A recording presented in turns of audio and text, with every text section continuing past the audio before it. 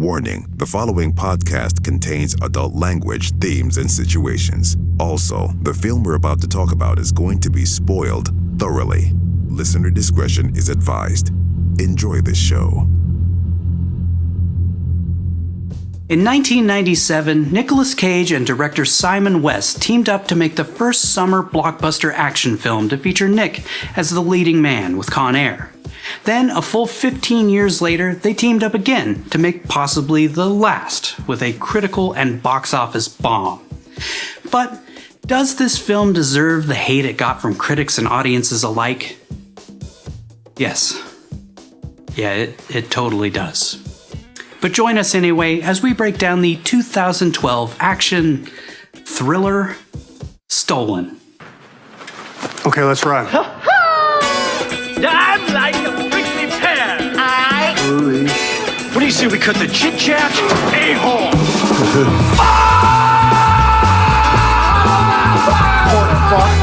Porker, how'd it get burned? How'd it get burned? How'd it get burned? Hey, have you ever been dragged to the sidewalk and beat until you Pissed blood! Welcome to One Cage at a Time, the show where we break down every single Nicolas Cage movie, one film at a time. Here are your hosts, Patrick, Vince, and Nigel. Fresh out of prison, a former bank robber must reluctantly go back to a life of crime in order to come up with $10 million in 12 hours to save his daughter, who has been kidnapped by his former partner. Let's see who's joining Nick on this adventure. Stolen stars the love interest from Sweet Home Alabama, Kevin Costner's younger self on Yellowstone, and star of Stolen 2009. Yeah, that's right. There are two movies called Stolen that were made less than 3 years apart. Josh Lucas, who is awful in this film. Swamp Thing from Con Air, MC Gainey. Legendary director John Huston's son and Angelica Huston's half-brother, Danny Huston. The Silk Spectre from Watchmen herself, Swedish-American actress Malin Ackerman. Thomas Jane lookalike and that guy who was in that episode of that one show you saw, Mark Valley. And, of course, the greatest bank robber in American history, according to this movie, Academy Award-winning actor Nicolas Kim Coppola, better known as Nicolas Cage. I love that you called it Thomas Jane.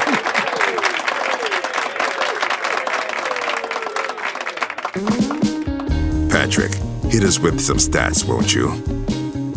Stolen was released on September 14th, 2012. I believe this was shortly after Ghost Rider Spirit of Vengeance came out. So these were the last two summer blockbusters. On the downward trajectory. Ouch. This was it, man. This was the end of the ride. Right after this, he started going back to indie films and really embraced his original roots that really got him to stardom in the first place. You know, these weird, quirky, offbeat films with fresh directors. Nic Cage said that he did it because he wanted someone else's, a younger generation's interpretation of him, because people had grown up seeing him and he wanted to reinvent himself. He felt, Ghost Rider Spirit of Vengeance was soul-crushing and horrible for him. And he wanted a fresh start, do something new. I don't know what this, we'll get to it, but this movie is just such a, first of all, okay, let's get into the budget of this movie is $35 million, which is crazy to me. This movie just features Nic Cage just running. That's the whole movie. It's just Nic Cage running. And it's just so bad. So clunky and just I don't know. It feels like cookie cutter too. 35 million. It's kind of believable to me because it feels like they were giving it a chance. Like it's Nicolas Cage teamed up with the guy who did Con Air, doing an action movie that's coming on the heels of Taken, and it's like he's a bank robber with a heart of gold, yada yada yada. It's like, oh, okay. So like I said, they pitched it, and some studio exec was probably like, all right, here's a check, go make something good, and they didn't turn out that way. It's like they didn't. It just, as opposed to these movies we've seen where there's like a $5 to $8 million budget, it's obviously low budget crap that they're just trying to spew out a movie like Arsenal or something. It felt like this originally they tried, at least in the pre-production stage or something, because it's, yeah. I do wonder if, like, you know, maybe it was destroyed in the edit, potentially. It can't happen before the edit. I think the edit salvaged what they could. Yeah. This movie sadly made $18 million on a $35 million budget, which is definitely a bomb. Kind of catastrophic to the bottom line of a studio. Like $35 million and you made 18. I mean, what they're expecting is you're going to double, if not triple, what they give you every time these Hollywood budgets come out. And I do think, you know, a big part of that is because this movie was directed by Simon West, who had previously done Con Air, which was the debut film for him. It was kind of the thing that launched Nic Cage into this trajectory of doing action movies. Of course, The Rock came before that, but as we discussed on the Rock episode and the Con Air episode, is Nick wasn't really the action star. He was just kind of the goofy scientist who was along for the ride, whereas in Con Air, he was really the action lead. And his whole run really lasted up until this movie. So it's kind of bookended perfectly with Simon West on both ends of his action career. Simon West, of course, also did Lara Croft Tomb Raider, as we discussed on our Con Air episode, The Mechanic, Expendables 2, and as we previously mentioned, how can we forget the music video for Never Gonna Give You Up by Rick Astley.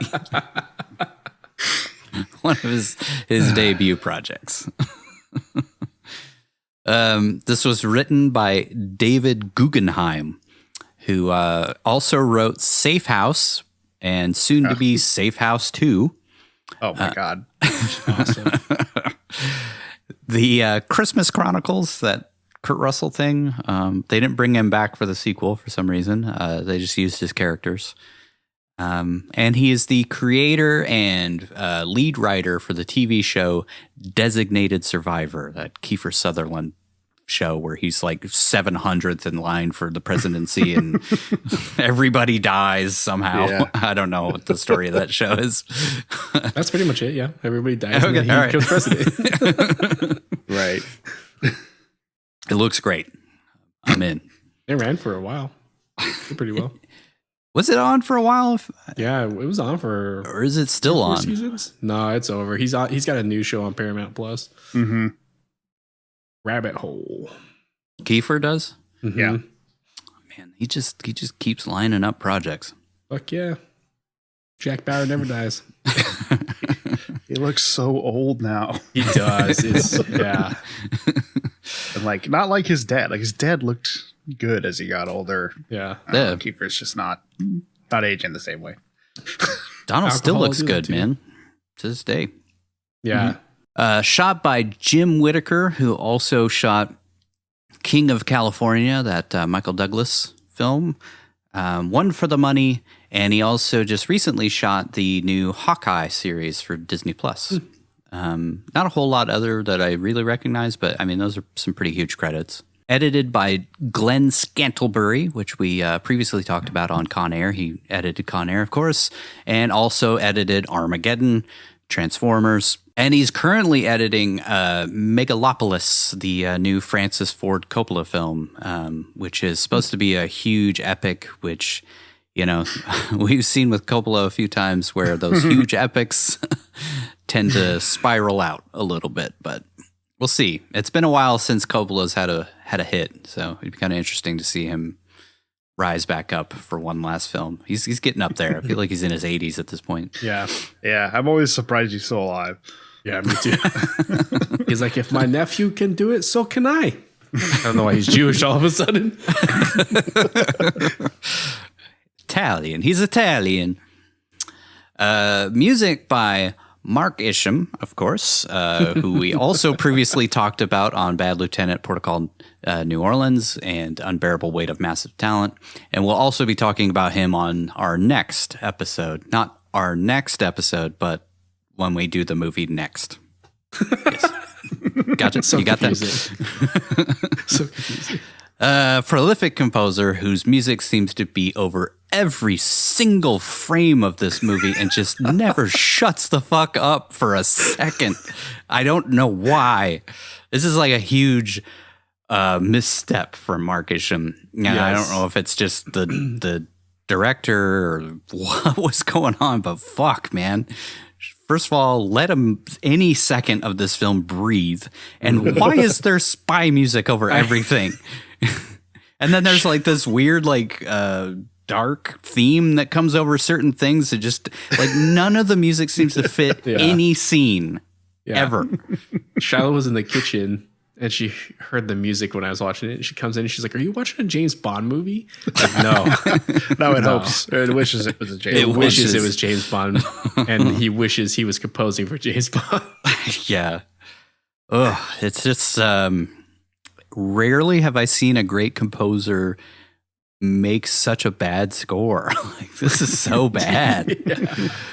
That's what I told her. I said, he normally does really good music. Like Bad Lieutenant, there were times where I thought he was a little clunky. It was like some of the music didn't fit. Maybe it wasn't his choice to put it there. But I was like, most of that music in that movie was great. I really enjoyed his music, his score for Unbearable Weight or Massive Talent. And this one just felt like a huge miss for him. Huge miss. I pointed out several times throughout the breakdown, but like, it's just the music just never fits. It never fits. Like just a guy just walking down the street and it's like so intense. Like when he's buying the stuffed animal, it's like fucking music is just going crazy in the background. You're like, what is happening? Why is this happening? Yeah. My wife was like, this movie would not be nearly as terrible if the music wasn't as stupid as it is throughout. Ratings, this got a 19% on Rotten Tomatoes, 4 out of 10 on 21 reviews. Not surprising. Audience score is not much better, 34%, which is a pretty big jump down from Con Air. Yeah. These two guys together. I mean, Con Air is a cheesy, goofy, clunky mess, but it's also fun and you don't take it too seriously, where this movie, they try to make it serious and you can't take this thing serious. The Metacritic score, 43%. And then IMDb, the real audience, 5.5 out of 10, which seems high to me. Yeah, definitely. No cinema score. I feel like we have like 8 movies in a row here that don't have cinema scores, which surprisingly, like I figured $35 million, late summer, you know, it was September, but it's late summer. You would figure this would get a cinema score, at least from the studio wanting to see what the score was going to be, but no. How about a Coppola quick facts?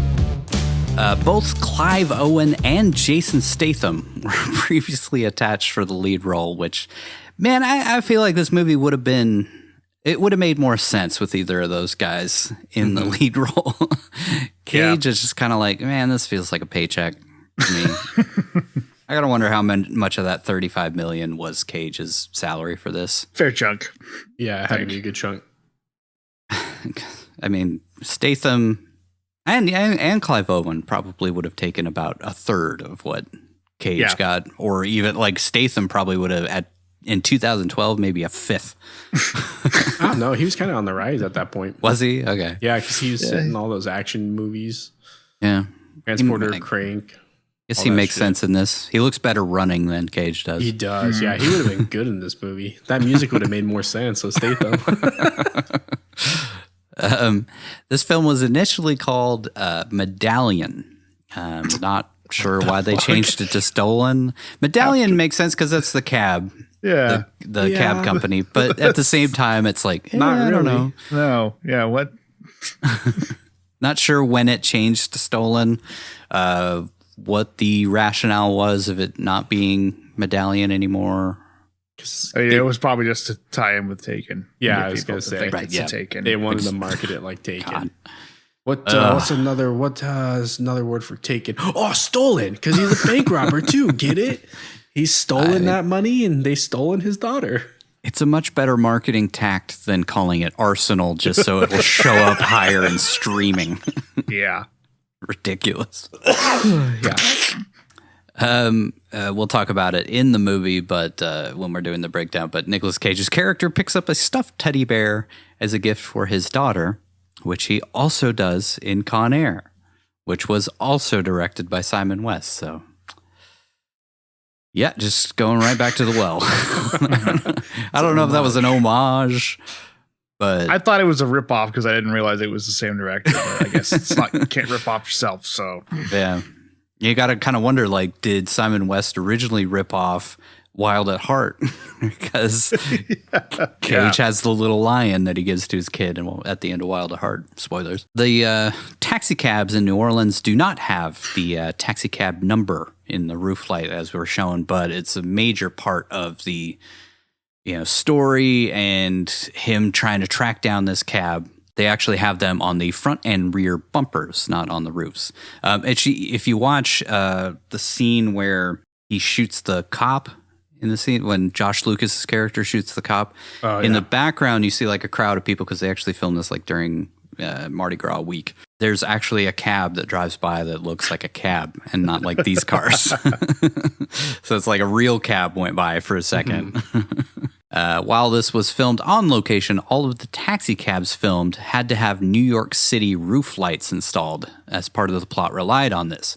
The majority of the taxi cabs, however, were real local taxis. I think they had to repaint them, though. The taxi cabs that did volunteer for the service were mostly independently owned and not fleet taxis, as the majority of them have advertising signs on the roof. Josh Lucas also starred in the 2009 film also called Stolen, which I think is hilarious. And it's like, while I was researching, I was like, wait a minute, he was in Stolen in 2009? Was the film like shot then and then they re-edited it and put it out in 2012? No, it's a completely different movie with him in the lead.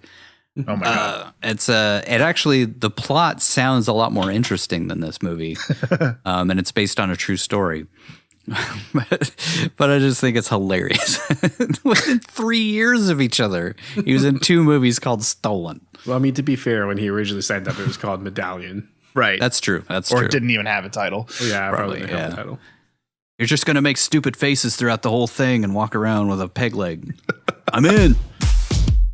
It's time for the main event. Here comes the breakdown. Act 1, the setup. Our journey of mediocrity starts with over-the-top spy music, which makes sense since this is a spy thriller. No, wait. It's a heist movie. And there are 2 heists that take up like 5 minutes of screen time. So it's mostly about him tracking down his daughter. Yeah. So why is there spy music every fucking second? How else will you feel tense? It's a thriller. It's like the opening credits, like set it up as if like we're about to watch Enemy of the State or something. Yeah. Anyways, it starts with a drunk guy horribly singing Neil Diamond in the bustling streets of New Orleans at 4 a.m. Completely empty. Which, if you've been to New Orleans, is probably not realistic, honestly. He stops to take a piss on a pillar and is startled to see he's pissing on the shoes of some FBI guy who just kind of lets him do it for a few seconds, since I guess it's his kink. I don't know. We see that the bank is being watched by a large crew of FBI agents who I think just raided that International Spy Museum in Washington, D.C. They have like every gadget you can imagine for no good reason. To catch 4 people Yeah. who don't even have weapons. Yeah. This guy is a crack bank robber that just, he's the greatest of all time. They're apparently listening to every audio signal in the area and suddenly hear Creedence Clearwater Revival, which is the music Nick's character, Will Montgomery, uses to psych himself out before every prank robbery. Or robbery in general. Yeah. And before I wish it was. Or everything, Get ready to go to the grocery store. He's got to hype himself up. CCR. Born on the bayou. All right, let's go get some potatoes. All right, let's go. The head of this unit, Agent Harland, and his right-hand man, I guess, Fletcher, say they have intelligence that Montgomery is planning a heist on this block, and recognize his MO of playing CCR before he does a job. No one in Louisiana plays CCR. Yeah. And why would his microphone just be open and broadcasting this entire time? Well, I mean, I think they're just like picking up on who's listening to things in the area. Right. Like they're Because just that's a tech that exists. yeah. I mean, I'm sure there is tech out there like that, but And there's nobody else listening to anything in the entire like 4-block radius. Yeah. Again, it's New Orleans. This isn't like, Biloxi or something. That's another movie. that's too. It's already off to a great start. We see Will and his partners in crime, Vincent, who somehow has a more punchable face than all of the bad guys in both Ghost Riders movies combined, and Riley Poole. No, wait, Riley Jeffers. Equally charming, equally sexy. Yeah. Can't wait to get back to National Treasure. Get to talk about Riley Poole some more. Get to see that twink again. We see National Treasure 3 and he's like a fat old man. That's probably what's going to be interesting. I lost all my Dogecoin. Vincent is a complete asshole from the jump and is annoyed that they have to sit through John Fogerty tearing it up on a harmonica before pulling every job, and asks, do we have to sit through the whole 7 minutes and 40 seconds of this song? And Will I'd rather asks, do that than sit through 7 minutes and 40 seconds of Stolen. And Will asks why he insists on asking that every single time. Already just killing it in the dialogue department. Vincent says he doesn't want to fluck with the formula, but maybe they can at least pick a different band. What bands do you think Vince listens to? This Vince in the Papa movie, not Roach. you, Vince. Papa Roach. Yeah, I do. A little Papa Roach, some A little Limp Bizkit, POD. probably. Limp Bizkit. Oh yeah, some Puddle of Mud too. Yeah, definitely. Some Mudvayne. Let's get ready for the robbery. Let the bodies hit the floor. I mean, based on what happens in this next scene, that actually makes sense. Yeah, he probably does listen to that song. Will gets a call from his daughter and switches from notorious thief to full obnoxious over-the-top dad mode, which also pisses off Vincent since he's just straight up sucks in every scene of this entire movie.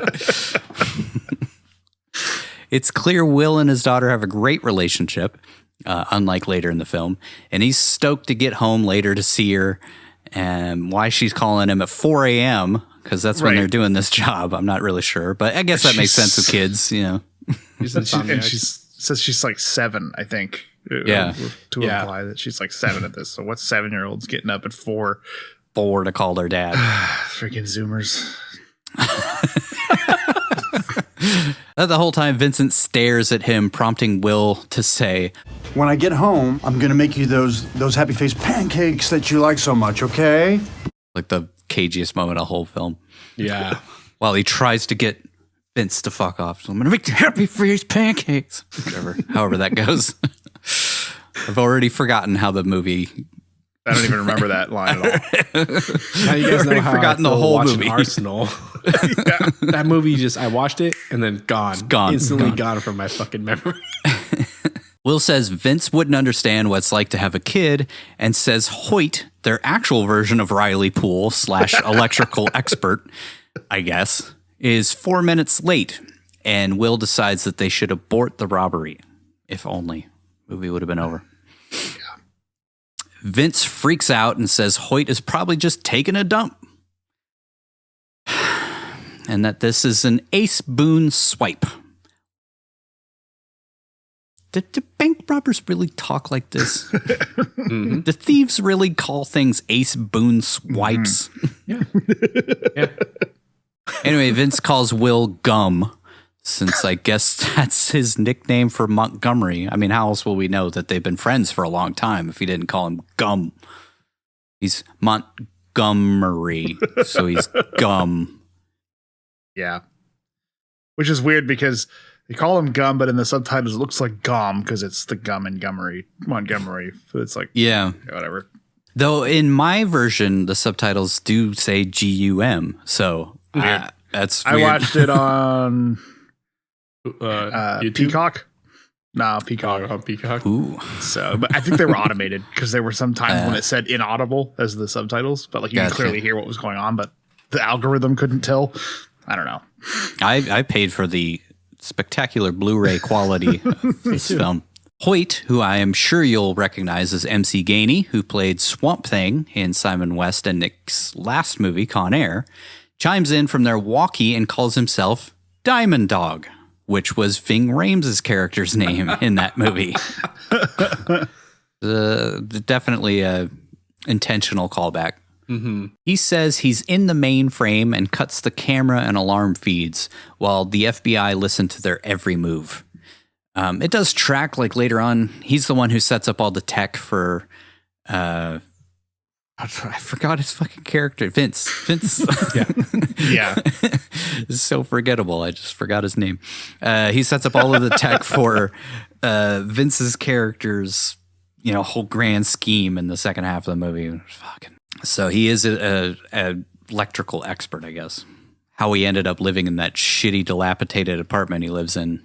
Right. Yeah. They pull up to a diamond exchange. Vince and Gum head to the front door of a toy store while Riley stays in the van. Will picks the lock while the FBI watch him through predator vision, and he and Vince head inside. Riley leaves in the van to a nearby basement to meet up with Hoyt, while Vince and Will blow a hole through the wall of the toy store, seemingly to the diamond exchange, which is next door. And the FBI prepare to move in, while Harlan says, "That's too easy, and this crack crew doesn't do too easy." He straight up sucks, too. I hate his character. Him and Fletcher, I fucking hate him. I don't think I've ever seen that actor in anything that I've liked him. Like Danny Houston or... Yeah, Harlan, whoever Harlan is. Yeah, Danny Houston. Angelica Houston's brother. I mean, Angelica Houston... Danny Houston. Not everybody could be the Franco brothers. Meanwhile, Swamp Thing and Riley argue about Hoyt telling Vince and Will to head towards the Moose Knuckle, which is apparently down some stairs or something. That's where he was telling them to go. And she's mad about him comparing everything to a vagina, so he just straight up says, "Vagina."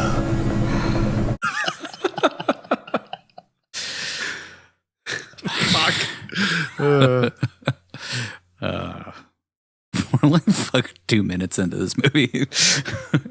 Will and Vince make their way to a bank vault, which, diamond exchanges aren't known to have. Will opens it in seconds flat, and the FBI move in while Mark Isham reuses a score from something much more dramatic than what's actually happening on screen. Come on, Gum. Master at work.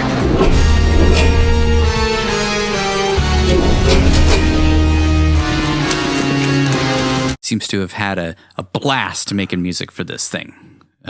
Making music for a movie that was in his head, because almost none of the music fits anything that's happening. We see Will cracking the safe while the FBI wait on the other side of the door, which looks exactly the same as the one on the other side of the bank vault. But of course, the FBI is in the diamond exchange while the whole time the crew has been robbing the bank across the street. Almost Thomas Jane says the crew has been casing this diamond exchange for weeks, so it doesn't make sense that they're not in there, which we know by some obviously too high of resolution to be surveillance photos that they look at. So they knew that the FBI was watching them, I guess, this entire time, so they went and cased the diamond exchange to throw them off the scent. Which seems stupid because they're like a block away from the diamond exchange. Which they're watching them go into the toy store. I don't understand. I thought they were casing it because that's how they planned on getting into the bank. So they were trying to figure out the ebbs and flows on how to get in there. They never really went into the diamond exchange at all. Yeah, I thought they were casing the diamond joint to throw the FBI off, but then the FBI watches them go into the toy store, which is presumably next to the bank, not the diamond exchange, or is it next to the diamond exchange? It's next to the diamond exchange, but then they go down underneath the bank. That's right. Okay. Yeah, they go into like a stairwell to the bank. Yeah. Yeah, I mean, it's just to make it seem like they're geniuses. Why didn't they just bust them when they went into the toy store? They watched them go into the toy store. Because they have to catch them in the act of stealing the diamonds for them. But they know that they're the ones that have stolen from other places. Right, but they have to catch them. They have to catch them with. They do have to catch them with the money. But that's why if they catch them breaking and entering into the toy store, they can also then charge them with other stuff that they have them on from robbing other places. But they'd have to have proof that they actually robbed those places. They have to I'm have sure they do evidence. because they're tracking them. I mean, they tracked them here, but they didn't. They've track just them been to trying the to bank. catch them. They have to catch them with the money that they stole. Right, or the for diamond. this job. But For any job. For any job, yeah. Because they can't pin those on them, it would never hold up in court because they don't have the evidence. They have to have circumstantial evidence, yeah. But they have enough evidence to have an physical entire. I mean, we're way thinking way too hard about this. That was one of my Coppola questions that I just want to get into now because it's organic. Yeah. Yeah, I don't know, man. I don't know. Which we see coming up here. He burns the money, so he gets less time. Like breaking and entering is one thing, but if you're caught with the money or the diamonds or whatever you steal, that's a whole nother charge. So that's why he burns the money in this scene. But also destroying money is a crime too. Right, but they can't prove that he had the money. Yeah, they can't prove that he ever had it. A bunch of homeless guys had it and then threw it in the burn bin. Yes. Those guys stole it, man. They stole it. Harlan yells for his men to head to the toy store, which isn't as fun as it sounds. Vince and Gum make it inside the vault, and Vince ogles a huge stack of gold bars while saying, You know I like bright, shiny things, Gum.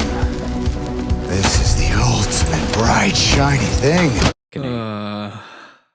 while he's shaking the fence and apparently guards like millions of dollars in gold. Yeah. Like why is that? Yeah. That's what I want my Coppola questions. Yeah. Why is there so much fucking gold in this bank? Like, and why does it never move locations in 8 years? Like Even why is after that they amount were of gold not in stolen? gold Fort Knox or wherever they actually have that much gold? Do banks even hold gold anymore? I don't think I can't so. imagine them holding that much. I don't think We're also talking about New Orleans. Like the amount of gold that humans have found total ever in the history of the planet is like enough to fill a swimming pool, Olympic-sized swimming pool. So that was a substantial amount of gold just in this random bank in New Orleans. Yeah. It's just, at a certain point, you just got to like suspend your disbelief through this. It's cinema. POS. Will loads up $10 million worth of cash into a duffel bag and says that the gold weighs too much and they can't carry it out. To which Vince says, I played football. While making crazy eyes at the gold. Already hate this movie. Outside, Harlan realizes they have the wrong block and that the crew is actually robbing the bank. Vince and Will run to an alleyway behind the bank that I guess the FBI forgot to cover when they raced over in their 20 cars. It's just all pull up to the front door. The FBI rip off the front doors of the bank with an armored truck. It's the only way you can do that. And run inside while Vince and Will make it outside where they are greeted by a guy dumping trash out of his station wagon or something. That's illegal. I'm not sure if it was supposed to be obvious, but this guy is a janitor, which we find out 95 minutes from now. I thought he was just illegally dumping.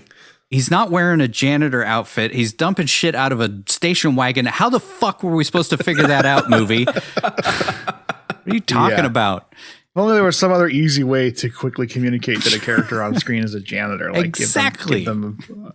Give them some kind of implement to hold in their hand or something. A broomstick. Yeah. Anything. Maybe a dead animatronics head. That'd be He's just amazing. playing pinball in the alley. Yeah, he's just out there playing pinball. Drinking those energy drinks the whole time. punch energy or whatever. I ain't going back to prison, Gone. We got to shoot this weirdo. He's not talking. He's dancing. Why has he got duct tape on his face? They don't have Band-Aids here. Anyways, Willy's Wonderland. he asks, "What you young fellas doing?" when he sees them, and Vince pistol whips the guy in the face. They could have just run by him. Like, you never would have been able to identify him. Yeah. Vince, the seasoned all-star robber, who has apparently been pulling jobs with Will for 14 years, says he saw our faces. So he decides to kill the guy, while Will tells him, no homicide. Only they can no cover homicide. their faces with Yeah, something. I know. That's like do this crack job. my pantyhose. one of my main Coppola questions is, why the fuck didn't they wear disguises for this? Yeah. I mean, there are cameras still in all of these fucking places, all over the place. Yeah. Even if they cut the feed in the bank and the Diamond Exchange and all those places to not record their faces, there's still cameras all over the place everywhere you go. So it would be really easy to track them. Anyways, they argue for a bit, with Vince saying, I have been to prison, and I didn't like it. In fact, I fucking hated it. while making crazy fucking eyes the whole time. I hate Vince so much. The character Vince, not you, Vince. I said hate, not want to make love to. God damn it.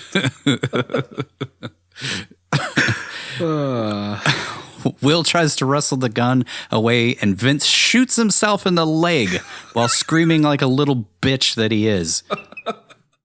Meanwhile, Riley and Hoyt are just sitting there waiting for them this entire time in the getaway van, just parked at the end of the block. Will gets Vince in the van while jostling his leg around as much as humanly possible, and says he shot himself in the leg, to which Vince says, No, you shot me. Ow. I hate this guy. I hate him so much. I mean, maybe he just did a really great job of being an unlikable scumbag, but like, I fucking hate him so much. I haven't liked him in other things that I've seen him in, so maybe it tracks. Anyways. Yeah. Will runs to get the money since they left it by the pistol-whipped guy, and rather than get busted, Hoyt decides it's time to cut and run, leaving Will holding the bag, literally and figuratively. A cop pulls into the alley, and Will stops him by chucking the bag of money at him, then knocks out the other cop before doing some parkour on the hood and knocking out the first cop. I thought that's always like, just trained police officers, you can just throw something at them and that'll just completely incapacitate them. I mean, I guess it was a heavy bag because it's tons of money, but yeah. He steals the cop car and the FBI is immediately on his tail. Will tries to shake half the police force and FBI by driving into a parking garage, which seems really dumb for a criminal genius to do. Yeah, that's one of my things. Like, why is there movies do this a lot? High-speed chase inside of a parking garage. Like, you can't maneuver in a parking garage. You can't go anything above 5 miles an hour. You're going to slam into something. Yeah. I think it's just easier to rent than a city block. Yeah, it has to be. Especially at night when they're closed. Yeah. He manages to evade Harlan thanks to not Thomas Jane driving directly into him like a fucking moron. See, this is what happens if you're trying to like multiple cars chase through a parking garage. You're going to get in a wreck. This guy Fletcher is just like a bumbling moron the entire movie. So you got to have somebody to make Harlan look competent. Yeah, I guess. Harlan, the guy who talks in riddles the whole movie. No good reason. Like the guy who wrote season 2, A True Detective, wrote all this guy's lines. Gum backwards drives up a ramp rather than going down and out of the garage, and Harlan plays bumper cars with him for a bit until Will drives into him and then off the level that he's on, which would have just completely destroyed that police car, but whatever. Reinforced, it's a police car, of course. Sure. Yeah. I guess all the other FBI guys and cops had somewhere else to be because only Harlan and Fletcher are in the garage this entire chase scene. Which happens a lot in this movie. We're just it's really hard to block off a parking garage. They have so many entrances and exits and paths of egress. Yeah, there's no way. Too many. Will pops his tires on the way out on some reverse spikes, which again seems really stupid, and drives into an abandoned building across the street with a bunch of dudes hanging around a flaming trash can. That old movie trope. And a random horse. Bringing out the dead.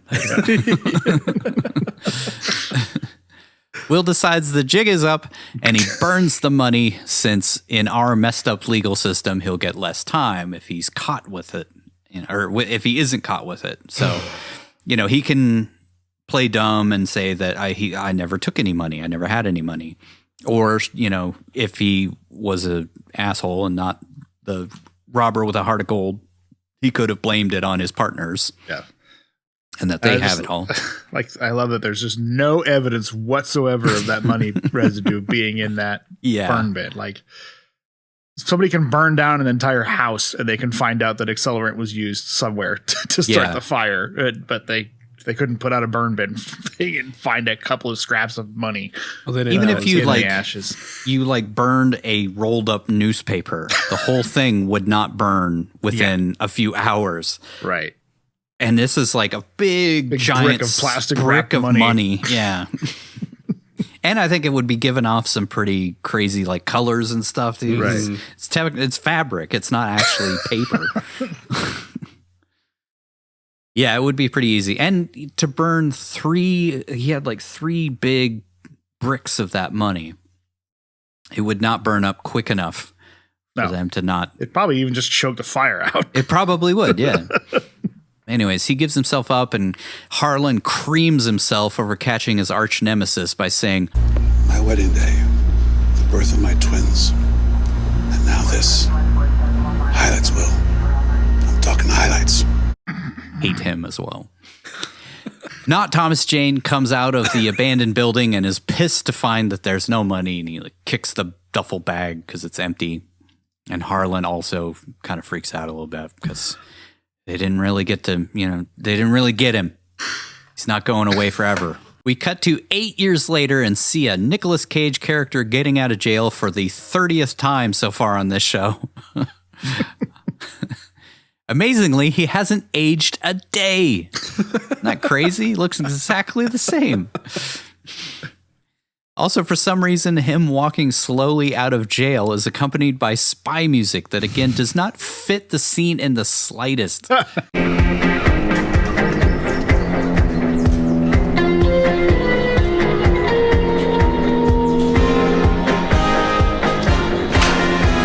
He catches a bus back to New Orleans where Fletcher and Harlan are waiting for him at the bus station. It's a good thing they did it, because otherwise he had to take a bus home from jail or from the prison.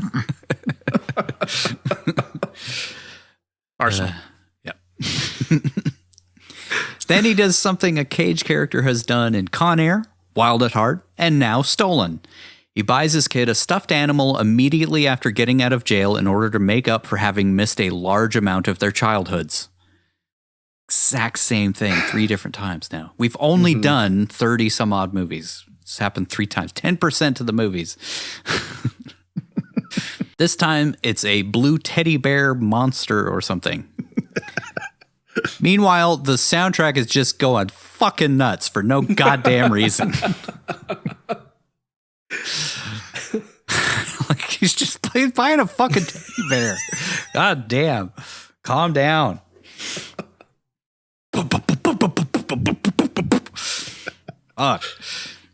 Fletcher says, "How you doing, Will? Hope you got raped every day." Well, he's not losing his sex appeal, that's for sure. Goddamn right.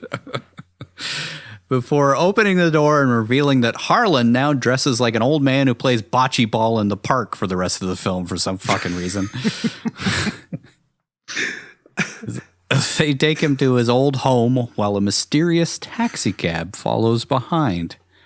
Whoever could that be? Harlan and Will have a nice heart-to-heart about divorce and being too much of a workaholic and jail not being so bad since Will wasn't raped to death or something, while Harlan looks him up and down sexily. I don't know if you noticed that look, but...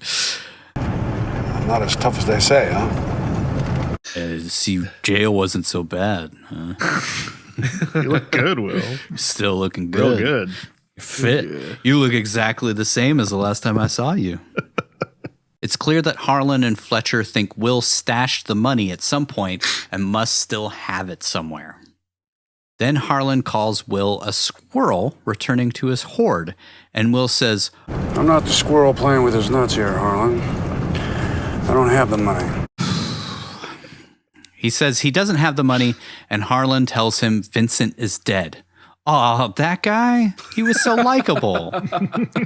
Will is gutted since that unhinged doofus was a real good friend who hated him for listening to music he liked and talking to his only child on the phone. Harlan is a real dick about breaking the news to Will and says, I hope Vince's corpse gets raped every day.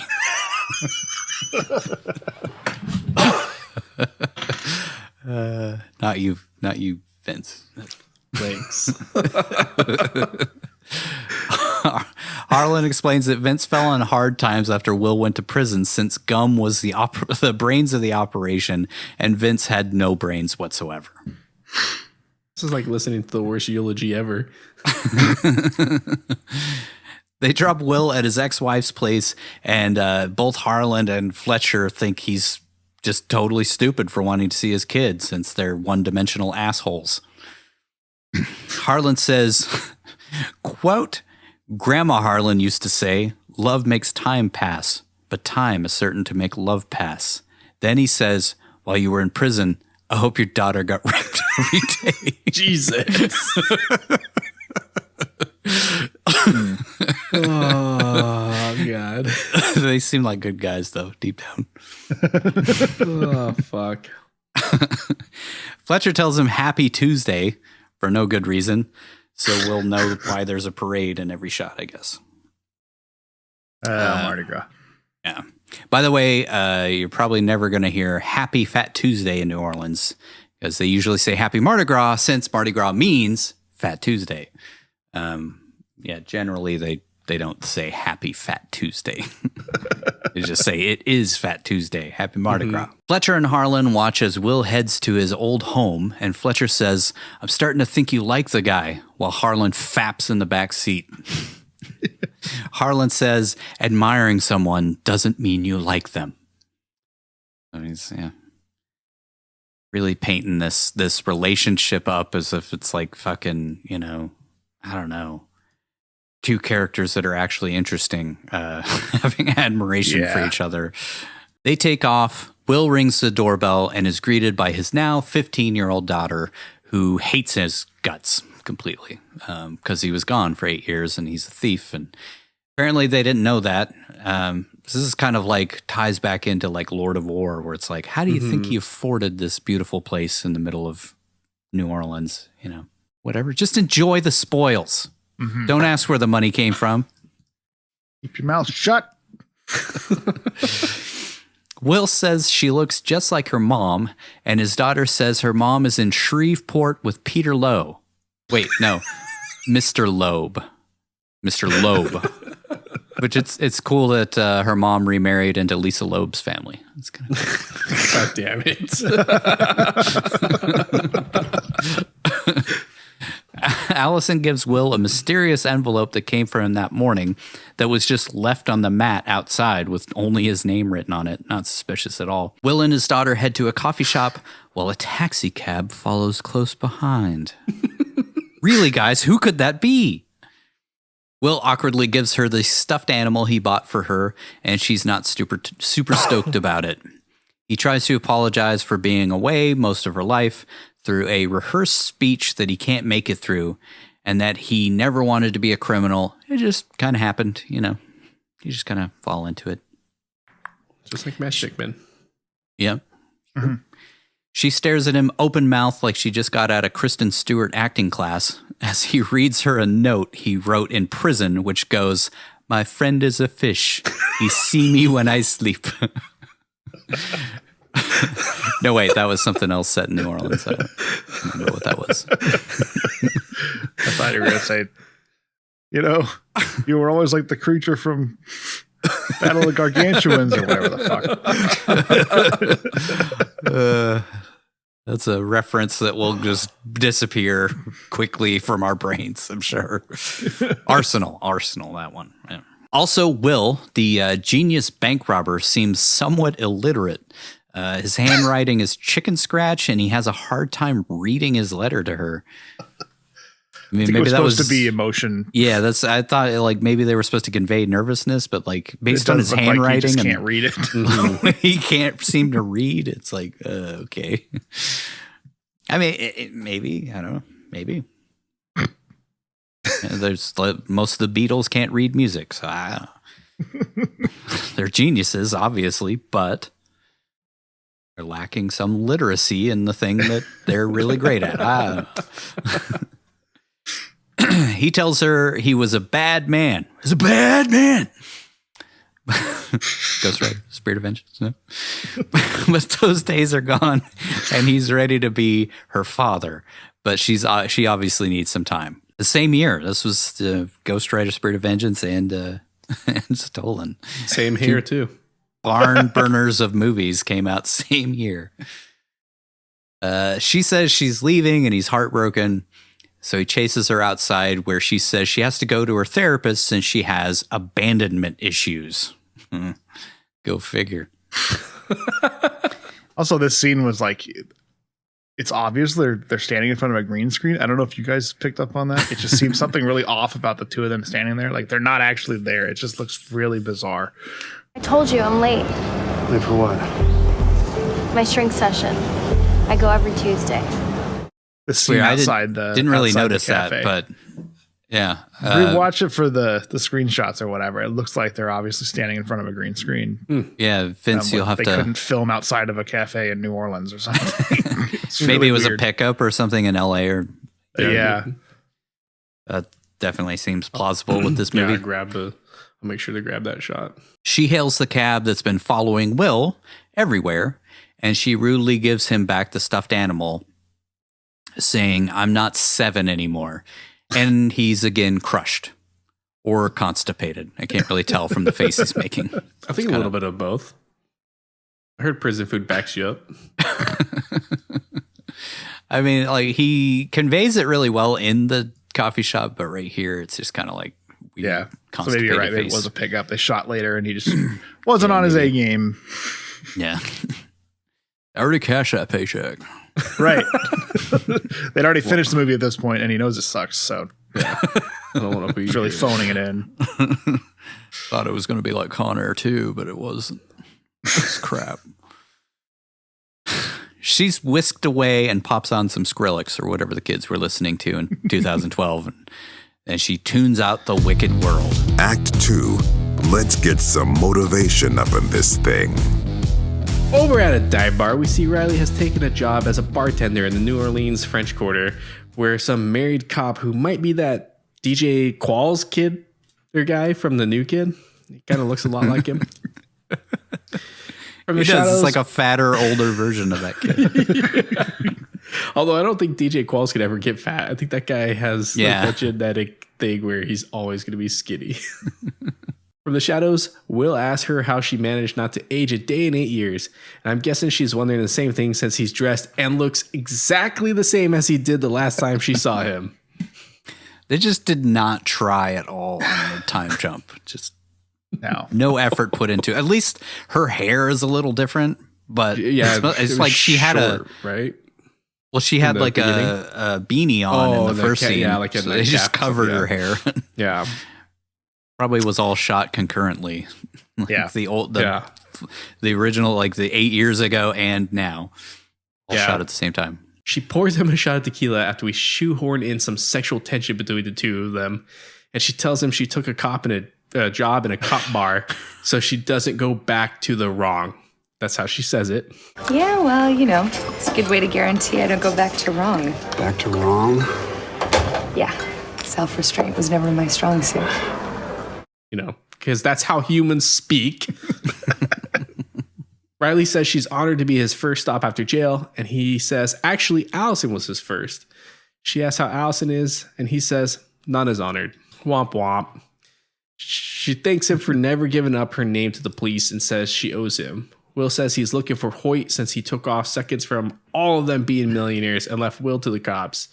She also says Vince is dead, and when Will asks who killed him, she says he was hanging out with a sketchy crowd trying to find the next Will. Someone to do all the planning and thinking for him while he just jizzes in his pants looking at gold bars. He's the muscle. Yeah, he did sure. football. Yeah. He played football, man. Yeah, I don't know what else he would add to the crew. I was just thinking, what happened to the stuffed animal? Did he just throw it away after? He binned it. Yeah, probably. Because he doesn't seem to have it anymore after this. Right? Threw it in the gutter. Just like the bunny. Just like the bunny. Suddenly, the envelope left for Will starts ringing. He answers the phone, and you never guess who's on the other line. It's Vince. Not me. The other guy. And he's back from the dead. Will is stoked that his old pal is still alive. Like, a little too stoked. Like he's been, thinking about him a lot in jail late at night. Still got that hole in your leg?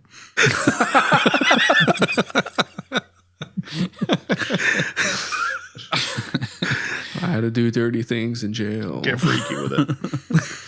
Thought about those gold bars every day I was in jail. It's not all I thought about the whole time. He says, Hallelujah, man, you're alive. Shit, you know what? Everybody's telling me you're dead. Where are you? Can we meet? How are you? Well, slapping the bar top. He's just so enthusiastic. I mean, I guess, he did think that he was dead 2 seconds ago, but right. It's just weird. Just weirdly over the top. Doesn't seem to fit with the character at all. No, not at all. Especially since the last time that they were interacting with each other. It wasn't exactly the best interaction. Yeah, it didn't go great. We cut to Vince, who is now even dumber looking somehow. He's sporting Kurt Cobain's hair, has 2 black eyes, a Nelly Band-Aid on his cheek, and he coughs every other sentence. He tells Will the years have not been kind to him, and he's more broke than a dead dick dog. Then his tone shifts, and it's revealed that he's a cab driver. Wait, so he can't be. He's a cab driver. Oh my God. He was following him this whole time. Oh my God. He still loves Will. They dropped the coughing thing pretty quickly after this. Right after this. Coughing nonstop, and then he's never coughs again. Yeah, it's like, what's he supposed to have, like cancer or something? I think that's what we're supposed to be coughing left is with. movie code for cancer. Oh, yeah. I think we're supposed to be tipped off that this is, his last ditch effort to try and have some form of life. Yeah. But at the same time, he's just going to die. Why does he care? Yeah, and at the end, he just kind of just tries to kill Will and his daughter anyway. So it's like, yeah, like just make it about revenge because he's dying and he wants to take them out. Yeah, not like about getting a bunch of money that he can enjoy before he dies. I don't know. It just but he's a bank robber, dude. Weird. He's gotta, we gotta have those bank robber things stolen. Things need to be stolen in this movie. Well, that's right, guys. He was the driver of that cab this whole time. He says he's been waiting 8 years for revenge and that getting shot in the leg the night of the robbery ruined his life. But you didn't expect any of that stupid shit with the guy shooting himself in the leg to end up being the entire premise of the movie. Did you? Because I sure fucking didn't. Vince says that forgettable throwaway scene was the whole premise of the whole movie. That's the whole premise, dude. Cool. Vince says he wants his share of the money they stole that night, and Will says there is no cash since he burned it. So Vince says, "No, stop it." Like a teenage girl on the phone talking about boys. No, stop it. Oh, that is how he delivers it. Man, he really just fucking coasted through this. Then, you're not going to believe it, guys. Allison is in the backseat of the cab. She hasn't heard a single word of the conversation since she's listening to the music. Teenagers. We all know how soundproof those shitty plastic earbuds are. Those shitty old Gen 1 Apple earbuds were. Can't hear a bit of this lunatic talking at full volume to obviously her dad. Vince reveals to Will he has his little girl and he'll only get her back if he gets his share of the money. Will says, if you touch her, I'll take you down to the levee and kick your fucking ass. Vince hangs up on him. Smart. And we see that Fletcher and his partner are watching him from a distance. Must be a slow day at the Bear, I guess. They got nothing better to 8 do. years just to spend every day watching Will again. This movie's got a lot of homoerotic Instead of trying to track undertones. down everybody else from his crew, one of which works at a cop bar. I'm guessing that they already vetted everybody else out and they haven't done anything suspicious in the last 8 years. So They obviously none I of them guess that's have true. a dollar between the three of them. So Although they said Vincent was like getting in with the bad crowd, so if they Yeah. were following him, they probably would have caught on some of that. But whatever. he died. And none of them ever knew where the money was, or none of them knew that he burned the money. yeah, true. Yeah. So, well, anyways, they head after him on foot for some reason, and he seems to know they're following him, so he tries to shake them for some reason, even though he's headed to the FBI 3 minutes from now. In the cab, Allison realizes something is up when Vincent drives the cab into a parachute factory or something. Like fucking some wacky, random, weird, bizarre warehouse full of clown shit. Some warehouse from Blade Runner or something. That's where he lives now. So props from his failed heists he's done over the last 8 years. It's like Wile E. Coyote. I thought I saw some stuff that said Acme on it. He grabs a needle with some nondescript blue substance in it, and she starts freaking out. It's revealed to us that Vincent has a fake leg, so I guess all that Jocelyn Will did to his leg ended up being a bad thing. I mean, I think that's probably the most realistic thing of this movie is, typically when you get shot, it doesn't always, it's not like the movies where it ends very, very well for people. Yeah. And where doubt he he shot got, himself in the leg, I'm sure it was pretty devastating. I doubt he got proper medical care. He shot his own leg at point blank range. So it must have just shattered the bone. Probably went through the other side. Probably makes sense. Yeah, blew out a ton of artery or an artery and some veins. Vince chews the fuck out of the scenery while telling Allison through rolled up windows that he's got a sickness and that her father abandoned him in his time of need. And she and he are kindred spirits since they were both abandoned by William Montgomery, or Will. I think William sounds more fancy. How exactly did he abandon him? Oh, I don't know. By going to prison since he left in the getaway car. Yeah, that's right. They abandoned Will, but Will abandoned him. Yeah, Will should be mad at all of them. Left me. You fucking left me, man. Meanwhile, Allison is hearing yeah, exactly. through the rolled up windows. And she still has her earbuds in. What's this asshole want? Just take me to the therapist. I'm not giving you a tip, asshole. This is the first time I've been taken to a creepy warehouse and demanded of things. Anyways, we see not Thomas Jane and his partner getting attacked by Mardi Gras partygoers. Like that scene where Stryker is fighting off the Hare Krishna in the airplane. I thought of that too. I'm waiting to start fucking socking all of them as they come up to put beads on them. Oh, God, that's a great comparison.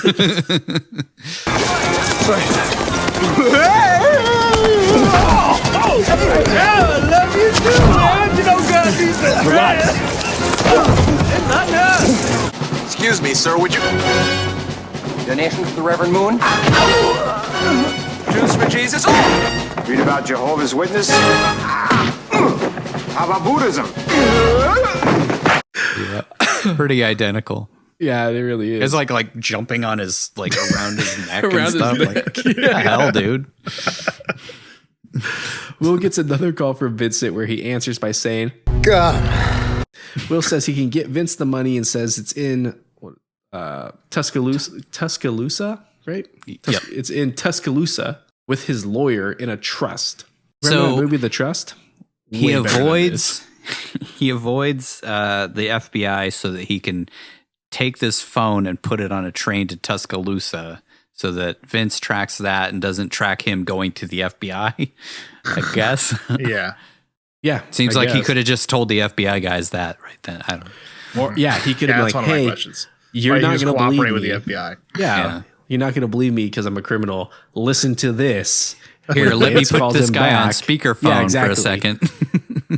Jesus Christ. These guys still wouldn't believe him because they're dickwads. all And they're movie. following him, so it's not like he has to go to the FBI field office to I know. talk to him. They could just like meet him at a Starbucks on the street. Well, you know, he wants to talk to Harlan and not moron Fletcher, I guess. Vince says Will has 12 hours. He'll be tracking the phone, and if he misses a single phone call or doesn't pick it up within 8 rings, he'll kill Allison. He also says that this is his last chance to dance. So it's implied that he's dying. And he has 2 left feet now. Get it? Because he's got 1 fake leg. I got 1 left foot. By definition. I mean, if maybe he got like a left The foot joke doesn't work. for his right leg. It doesn't. He's just got a stick. He doesn't have a foot. It's just like a little. It's one of those pogo sticks, those athletic legs. Yeah. He was trying to make that, I've got 2 left feet because Yeah, I can't I know. dance. Yeah, that can't whole dance, thing. yeah. But I know what the scriptwriter was doing, but it doesn't make sense. And Will he's doesn't got know that he has- the T-800 from Terminator. Leg. What's that sound in the background, Vince? Nothing. Vince hangs up, and the worst FBI agents ever make themselves incredibly easy to spot. So Will puts on a Mardi Gras mask and disappears completely, I guess. Just So he's blends like, right in. Isn't he wearing a suit still? He looks exactly the same, Didn't just seem wearing like a stupid There's mask. a lot of people wearing suits wandering around in Mardi Gras. Yeah. Still would Suddenly stick out. Fletcher's like flipping masks off of like children and stuff. Is Where'd he go, Will? You shrink Is that your son of a Will? bitch. Oh my God. Where'd he go? Vince sprays a bunch of foam in his trunk and puts some neat glow in the dark stars in there. So I guess Allison feels more comfortable.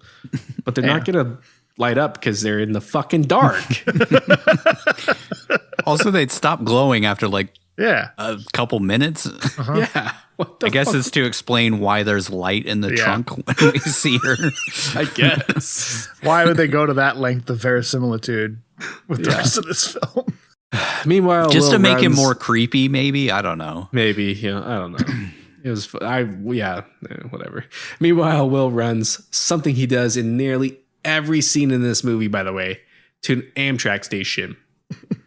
He buys a phone, forwards the info from the BlackBerry he was given in the envelope to it, as well as all the calls it'll receive somehow, and leaves the BlackBerry on a train so it looks like he's on his way to Tuscaloosa. Guess that's how that works. Yeah. I mean, you can forward your phone, even your cell phone, to another phone, but if it's more than on just a like train beep, beep, in the middle of Louisiana Yeah, somewhere. what if it doesn't get reception and then Yeah. it's can't get through to him, so he just kills Allison? beep. I mean, I guess that's a risk he was willing to take. Immediately, like Immediately. 5 seconds after Also, getting like- the first call. I know that security at Amtrak isn't as tight as like the airport, but I still don't think you can just like go buy a phone, then walk through onto a train, drop something off, and then leave. Sadly, I think you could. Yeah, I've think been on so. trains a lot lately. It's you're really risking your life getting on a fucking train these days. Yeah, apparently. That's one thing I noticed when I was in Italy. It was like there was no security at all getting onto these trains. And it was like days after some terrorist attack had just happened. And I was like, okay, so anybody could just walk onto this train with a suitcase full of C4 or something and nobody would be the wiser. It'd just be totally easy. Why do you think? And all those Amtrak trains- seems to be the same way. It's like you just wander right on. It's nothing like There's the a airport. little more security now, right. but not much. I mean, really not much. Yeah. So they come around and check your ticket when you get on the When you train. get on I the know train. that. Yeah. Yeah. By then, it's too late. Yeah. Anyways, But they definitely don't check you for explosives or anything like that. I think they figure if you're traveling on a train, You know, What's the you're worst just that could happen? one step above bus riders. So You're just gonna blow up some part of a flyover state. Who cares? Might be in Ohio. You know, they don't care when an entire train destroys an entire town in Ohio. I guess that's true. So. They figure just trains carrying chemicals would do more damage to the country than somebody on an Amtrak. I will say when I went from London to Paris, they did have security on that. So they don't want you blowing up that tube that's underneath the English Plus, Channel. London's had a ton of bombings. Like, I mean, they had a ton of bus bombings, and even I know in Spain the security has got a lot stricter because there was a period where there was like a bomb going off. Felt like almost every other month in Madrid. Yeah. So not in America, baby. So I think it depends. Depends. Yeah. Well, Allison wakes up in the trunk of the cab while Vince drives around, making himself as conspicuous as possible by slamming on the horn in gridlock Mardi Gras traffic. I think I ask it at some point in here, but like, why does he even drive around? Why didn't he just stay put? Why does he feel the need to put her in the trunk and drive around? Yeah, maybe so Will can't find him. Maybe. Yeah. He's not doing his job though, because like the Australian guy tries to get in and he shoos him away, and he never picks up anybody else. He's like on the clock, like he still has to. It would be suspicious if he wasn't at least driving around because he's got his dispatch he has to report into. He didn't think ahead to try and get that day off. He's not great at planning. He needs an idea guy. He's He's the idea guy. He needs the planner. Yeah. Will heads straight to the FBI and tells Harlan the whole story, but Harlan doesn't believe him because he's terrible at his job. Will admits that he burned the cash and begs Harlan for his help, but he calls Will a thief, a crook, and a scumbag, but says he's a very clever tree frog. As you do. Must be a southern Regional thing. dialect. Yeah. You're a very clever tree frog. He He theorizes. barks at him. He theorizes Will concocted this whole story to show Harlan that he no longer has the money and send the FBI all over town looking for a ghost while Will goes and finds the money he stashed. Actually, he says, you can dig up the dough and jump onto a cigarette boat and zip down to the Bahamas where you can sip rum for the rest of your days and listen to classic rock played by bands with muscular guitars and dead drummers. I don't know about you guys, but I sure do love muscular guitars. I thought I misheard it. No, guitarists, muscular guitarists. Nope. No, muscular guitars, like metal guitars. Yeah. But he's famous for listening to Creedence Clearwater Revival. Everybody knows that they're the metalist of metal bands. Yeah, they are. They're pretty hard. Born on a bayou. I don't fortunate one. The whole time Harlan smirks at Will like a dick, and Will squirms around in his seat since I'm guessing Nicolas Cage was just as disgusted by the writing as we are. Harlan shows Will Vincent's file saying that he was chopped into pieces and burned, but they were able to match his prints. God only. Only if. I thought this was a nice homage when Harlan's like, look, dead. He's never coming back. Bad Lieutenant. He just stares at him from his end. Will really trying to focus.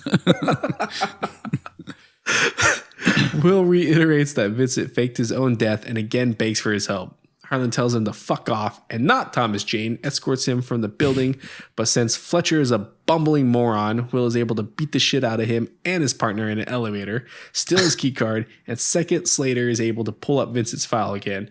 He finds Hoyt's address and manages to escape the building before the FBI even know what's happening. Yeah. You know how elevators just stop on floors and stay there for... No one's using the elevators in this building. Yeah. Yeah. The FBI isn't using the elevators. They use the stairs. It's good for their cardio. They got to get their steps in. Yeah. They don't notice a random guy accessing the coworker's computer, the cubicle next to the person they've worked next to for how many years. Yeah. It's always a fun thing I love in these movies, like in National Treasure when he just shows up with a janitor badge. And it's just like, oh, okay, sure. I would never, recognize The security anybody guard who works here. the janitor. Yeah, he had the cover. Look, we Probably the one knew he was person a he sees janitor every because he had day. the coveralls on, the mop, the badge. When he walked in, he's like, "Rico, no way!" Back in the cab, Vince yells at every random person on the street. Allison pulls out the taxi's brake light, and an overly Australian dude gets in the back of the cab and talks about getting his donger dipped.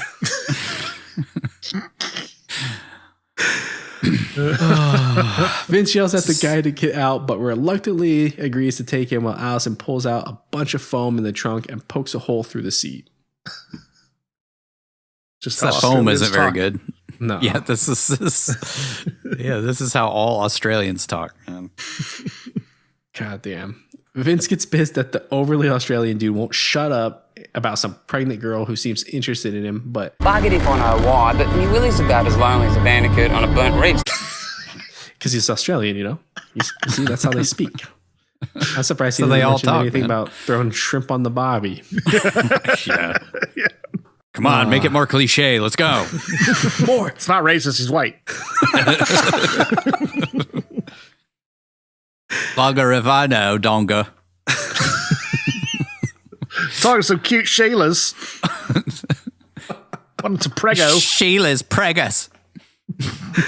Vince bitches about New Orleans being a shithole descended from French prisoners and psychopaths like him. Vince slams on the brakes, bashes the guy in the face with his elbow, and throws him out on the curb while punching him repeatedly in the face while going on and on about the history of New Orleans. It's like New Orleans' best tour guide.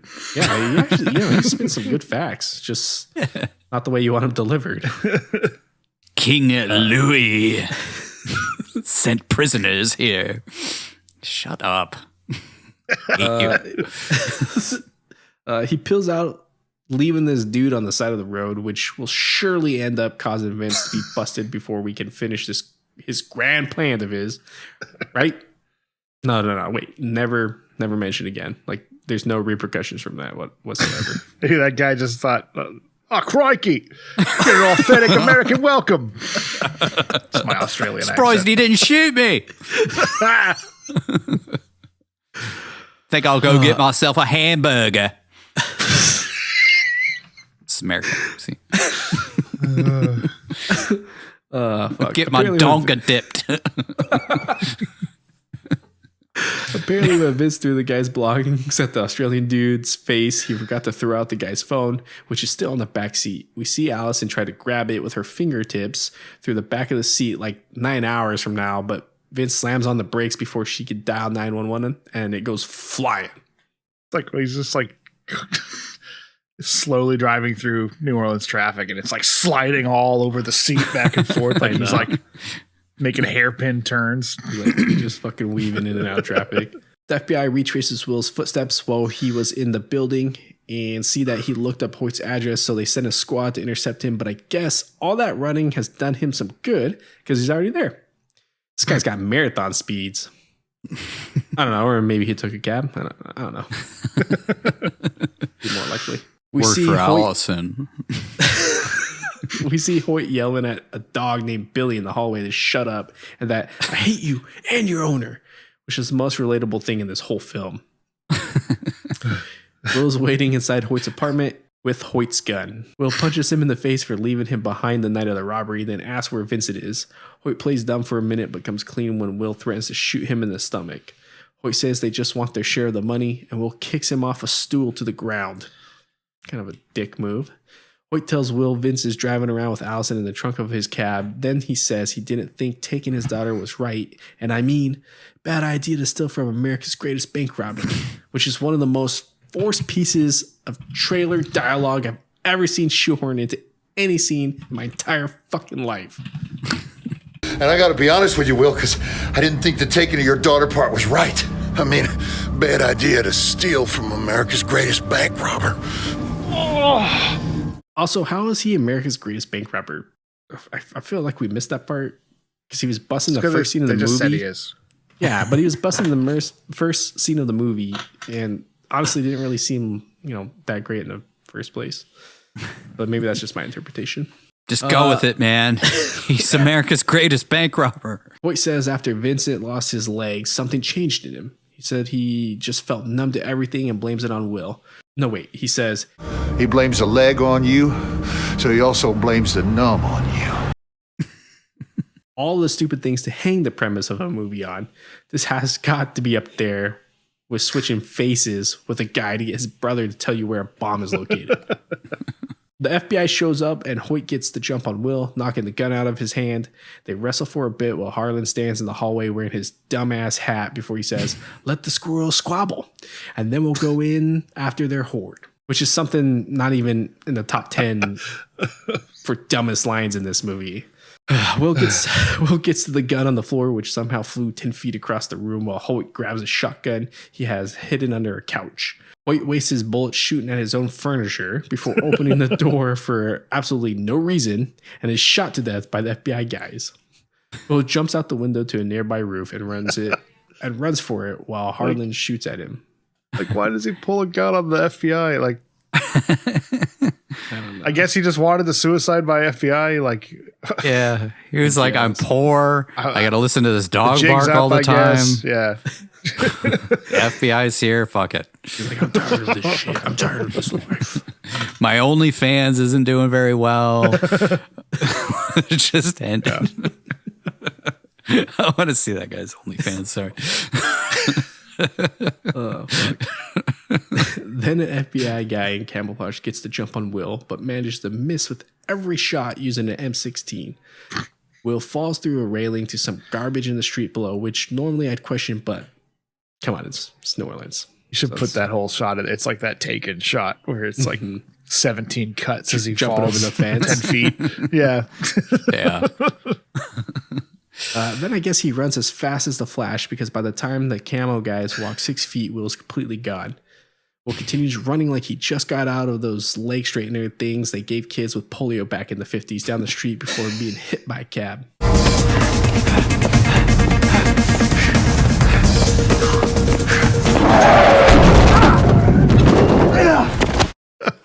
The cabbie calls him Tapioca because he's black and Will is white. Since these movies are contractually obligated to insert some first racism for some reason. Do you think this guy calls every white guy Tapioca that he sees in New Orleans? Yes. Get out of the way, Tapioca. I mean, he did just like run over the guy. Yeah. Piece of shit falling into my car. Will puts two and two together that the cab that picked up his daughter was Vince's cab. So he pulls the gun on the cabbie, which makes a clacking noise despite being pulled out of his cloth pocket. I mean, guns just always make those noises. You know, everybody knows that. I mean, even in the scene touching when he pulls the gun and he points it at Hoyt, he clacks. It makes the click hammer noise as he's pointing the gun at him, and then he cocks the hammer.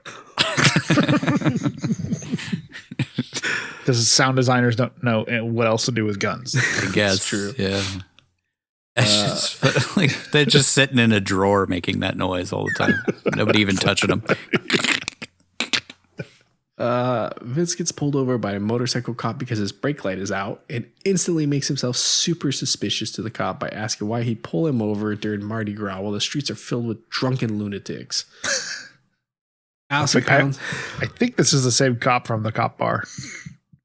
Is it? I think so. We'll find out during the breakdown. Yeah. Allison the one who Pounds was hitting on Riley. You're probably right. They can't afford more. They couldn't afford more than one cop. You know, that complex character who's hitting on a bartender, even though he's married. He didn't look like DJ Qualls to me. I don't know. Oh, well, maybe I'm wrong. Allison pounds on the trunk and screams for help, but I guess the fabric of the backseat in that cab was super thick or something because the cop never hears her, but does hear the pounding later despite the trunk being lined with foam. Yeah. Okay. Just go with it. The logic here. Then Vince tells the cop, who definitely would have just let him go with a warning, reminds me of when my father was dying of bone cancer. All day he'd bitch about the nick he got in his chin from shaving that morning. I know what you're thinking. Why would a dying man shave? Then the cop says, well, we're all thinking. No, I wasn't. I wasn't thinking about that at all. I was thinking, you smell bad. That's what I was thinking. I was thinking, I need to get away from you because you smell like shit and Jack Daniels. He tells him to go get the tail light fixed, but this annoying as fuck / bad for the sake of being bad but stupid as all hell character screams after the cop as he's walking away. Because he had tremendous vanity. The cop then seems to hear the pounding in the trunk and asks Vincent to open it. And as he does, he whips around and shoots the cop in the chest a couple times, then in the head. But no one seems to notice, despite there being a crowd of people walking by like a second ago. Like people would definitely look. Well, there's cop lights pulling over a taxi in an alley. Yeah. And I know he shoots him with a suppressed pistol, but he's in an alley on old cobble road. I'm guessing the acoustics of that would still be pretty loud. And people be like, what the fuck is that sound? Yeah. Well, that's movie logic, you know. But it's Mardi Gras, guns with so. Silencers. It's just completely silent. No one notices a guy killing a cop 15 feet away from where they're walking. Just completely. Crazy looking dude with fucking long ass hair and a peg leg. Most suspicious person ever. No one looks at cop lights on a crowded city. Yeah. Not at all. I've been to Mardi Gras, and I could tell you there'd be a crowd of people watching every second of a cop pulling someone over while drunkenly yelling at both the cop and the person getting pulled over. Yeah, you fuck, man. Book him, Dano. What's he saying about vanity? What's he screaming about? Yeah, tremendous vanity. Can't hear that from the street. Yeah. Killing a cop in broad daylight in the middle of New Orleans on the busiest day of the year while leaving his body on the side of the road will surely end up causing Vince to be busted before he can finish this grand plan of his, right? Wait, it's never mentioned again. No repercussions whatsoever. This must be a throwback to what's his face? Creepy dude killing that guy in the market in Dying of the Light. Chekhov. Yeah. Just throw him in behind a dumpster. Throw him behind a dumpster. Not Slit even his throat and dump him to the side of a dumpster. Milton. Yeah. While Vince was killing the cop, Allison managed to jump out of the truck and he spots her booking it down the alley. He jumps in the car and takes off after her with the trunk still open for some reason. Instead of running towards the many huge crowds of people, Allison manages to run to a dead end.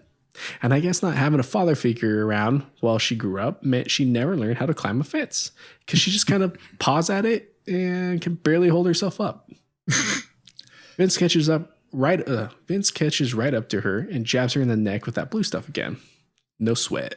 He's just got an easy day with this one. Oh, while he's putting her in the trunk, he says he dug up a body, burned it, and chopped off the ends of his fingers to fake his death in case you couldn't figure that brain buster out on your own. Shoehorn more fucking exposition in, I guess. We have to explain it away somehow, you know? Yeah. How did he fake his own death? I can't figure it out. They said they had fingerprints and everything. You can see his hand on the wheel without his fingers several times before this. But in that one shot, he does like this. And they're like, I got no fingers, see? They're missing. Okay. Just think about how much CGI money they had to put into him having a fake leg the whole movie. I don't think they did. I think it's all camera. They probably just had one leg extra. Yeah, I think that's why he has the long hair, because they just put a wig on an extra that actually only has one leg for wide shots where he's walking around without it. But every other shot, he's just got his leg propped up behind him, and then the camera hides it. That makes sense. I think when he's sitting in the chair, he's probably just got his leg tucked into the chair and then a fake leg up. Yeah. Then Josh Lucas, who's just awful in this film, ridiculously overacts while saying, I was a golden boy, dollface. Now I'm a freaking Picasso. Directly into the camera while spitting all over the place. Thank God this was pre-COVID, dude, because he would have definitely given somebody COVID with how much spit was flying out of him. Maybe he would have died, though, because he had lung cancer. It would have been awesome. Yeah. David Guggenheim wrote this, by the way, in case you forgot, or your eyes have glazed over like the rest of us, just in case you wanted to know who to hire for your next project. Hire David Guggenheim. Better than David Goyer. Yeah. Vince tosses Allison back in the trunk and then yells at some kid who flips him off that apparently witnessed the whole thing. I'm sure that kid will tell somebody who will link the guy getting beaten up earlier by a cabbie and the cop being killed while pulling over a cabbie. And this will surely end up causing Vince to be busted before he can finish his grand plan. No, wait, never mind. It's never mentioned again. There's like zero repercussions for his actions in this film. New Orleans is just like the Wild West, you know. Apparently. Nobody would investigate a dead cop in the middle of Mardi Gras. Back with Will, he asked the cab driver what a GPS is since he's been locked up since 2004. It's plausible. He tells the cabbie to call his dispatcher, and you thought this movie was stupid before? Wait until you meet this dispatch guy. He talks like a guy with a Creole accent who's been repeatedly hit in the head with a crowbar and tries to make jokes with every line. Must have been a producer's friend he owed a favor to or something, because just I love that guy. completely out of the norm. I wish he could be in the movie more. The only thing close to entertaining. True. He talks on the radio about scraping boogers or something out of the back of a cab for a second. Then the cabbie with Will says, I got a question for you. So the dispatcher says, 9 inches and can reload after 14 minutes and a tickle. What else you want to know? Jesus. He asks if he knows a driver with the most identifiable features imaginable. You know, our boy. Kurt Cobain here, black eyes, missing fingers, a fake leg. And the dispatcher gives them Vince's cab number after the cabbie says Vince has been stealing fare money. No, wait, says, Wait, are you saying that this creepy, limping bastard be running around sneeching my dough? It's just the defensive was it offensive coach from the Waterboy? Creole guy that you can't ever understand. Also the dude from Joe Dirt. You like to see homos naked? No, homie with homie. While all this is going on, Will is driving about 70 miles an hour through a bunch of residential blocks for some reason. The dispatcher gives them Vince's location, which is probably in the opposite direction Will has been racing full speed this whole time.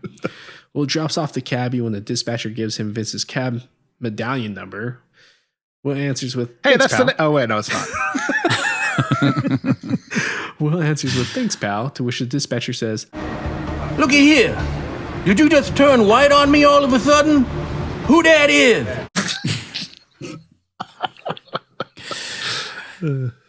You been sneeching my dough? It's not racist because he's white. It could be a caricature. It's all good fun. Will drives like a fucking maniac with the cab for no real reason, while the camera zooms in and out on his face, and he almost runs some cars off the road while some spy music plays. Why the fuck not? It's almost as chaotic as the fucking scenes in Bringing Out the Dead, where Scorsese blasts music at you while doing the weird ass fucking that sped up footage. Yeah. Back at Hoyt's, Harlan finds a full page of a notebook with Will's daughter and ex-wife's address on it. Fletcher gets a report that someone matching Will's description stole a cab and was sweating the guy about someone missing fingers and a leg, and they head to the location Will was given by the dispatcher. I just love it's like a whole notebook page. Yeah, just for like 2 things. Let me just write that down. I also love that of all the things that Vincent's done, no repercussions. Will hijacks a cab and immediately is fucking knocked on. Yeah, they don't say anything about the cop that was just murdered in an alley. Yeah. Nothing. Yeah. Act 3. Time to resolve some shit. Will stops in traffic since there's a Mardi Gras parade going on, and I guess half the cab drivers in the city forgot about that. He gets out and just starts running on top of other people's cars, like the ending of Wild at Heart, and expecting to not get shot. I mean, this is New Orleans we're talking about. Dude, if you jumped on somebody's car in New Orleans, you'd at least get any drug point off by your ankles and your ass fucking beat. Yeah.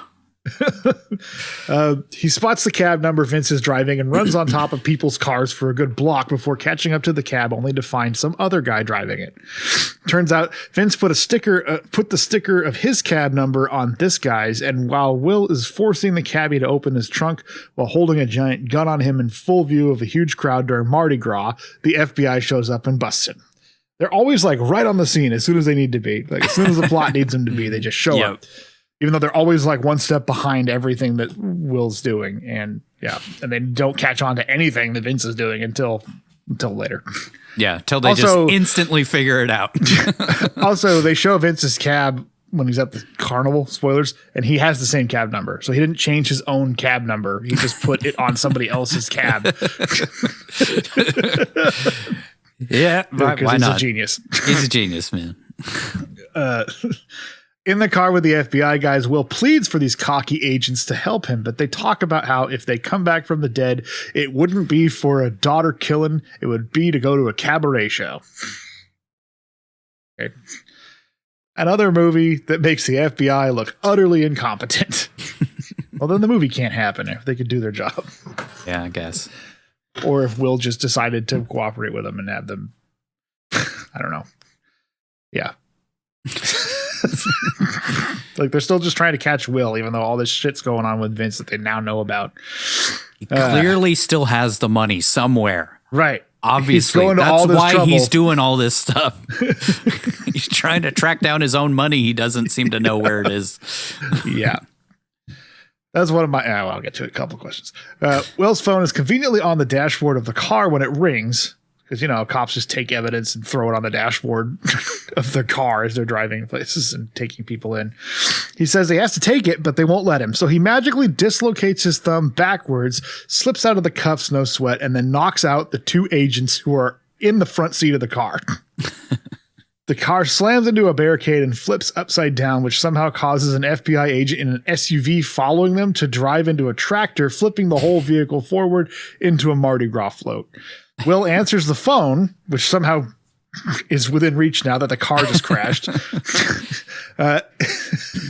while getting flipped out of the car while Vince blows gum. Wait, this movie just took a turn. No, hold on. Vince blows bubbles with chewing gum, not blowing gum. Oh, man. It would have been better if it was the other way.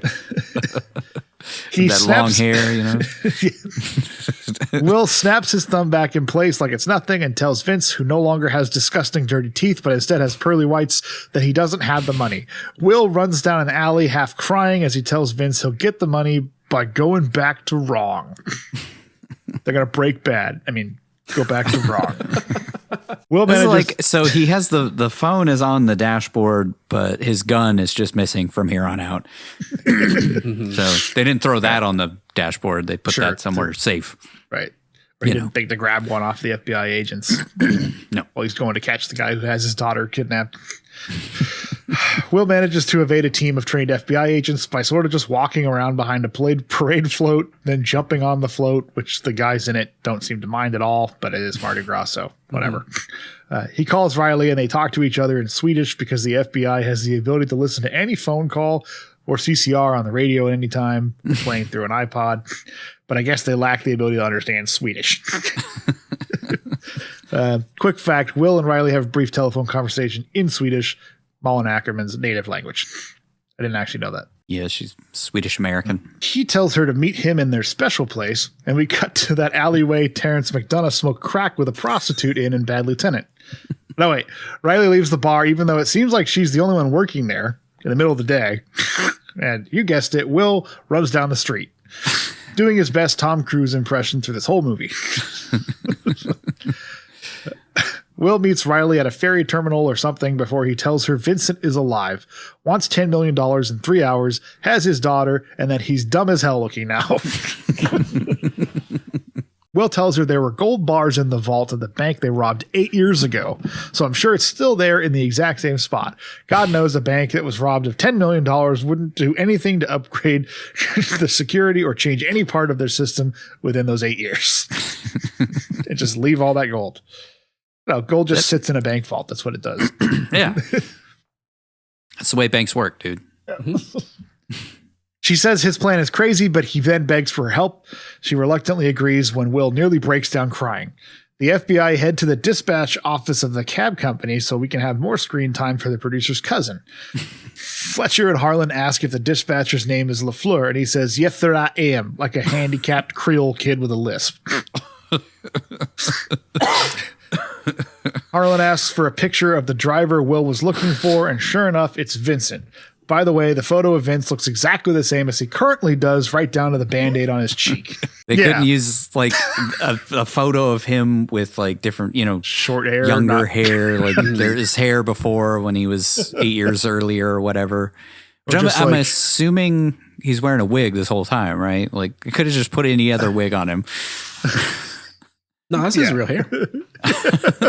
And he's got this same fucking like black eyes and the maybe he just Band-Aid looks like on his shit. face. He just looks like shit all the time. He just gets beat up by loan sharks all the time. And yeah, maybe he's got like although some he disease. faked his own death to get away from them, so you would think that he's I don't know, whatever. I think he would at least like disguise himself a little more with like a beard or something. He pretty much looks like the same guy. Yeah. Just stupider. It's mainly for the audience, so we know that it's not a new character they're trying to introduce. We're just so dumb. We can't figure that out.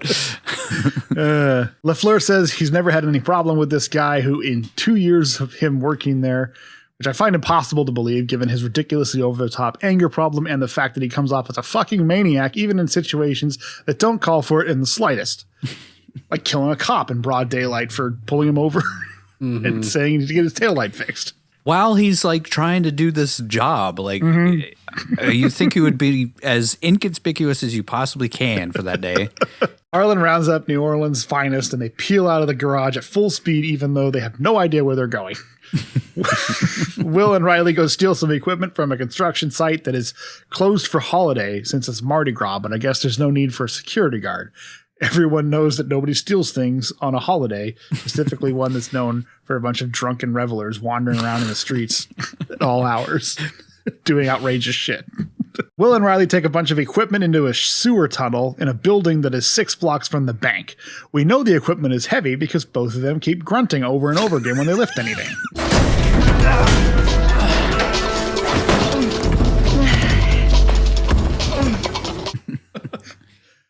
Will pulls out a laser measuring tool of some sort because we have to know he's an expert bank robber somehow. And what better way than to show us with a laser thingy that he just sort of doesn't even like hold it steady. He just sort of like whips it around. Yeah, he's like down. Like, how is he getting an accurate reading by like moving it back and forth down the fucking hallway?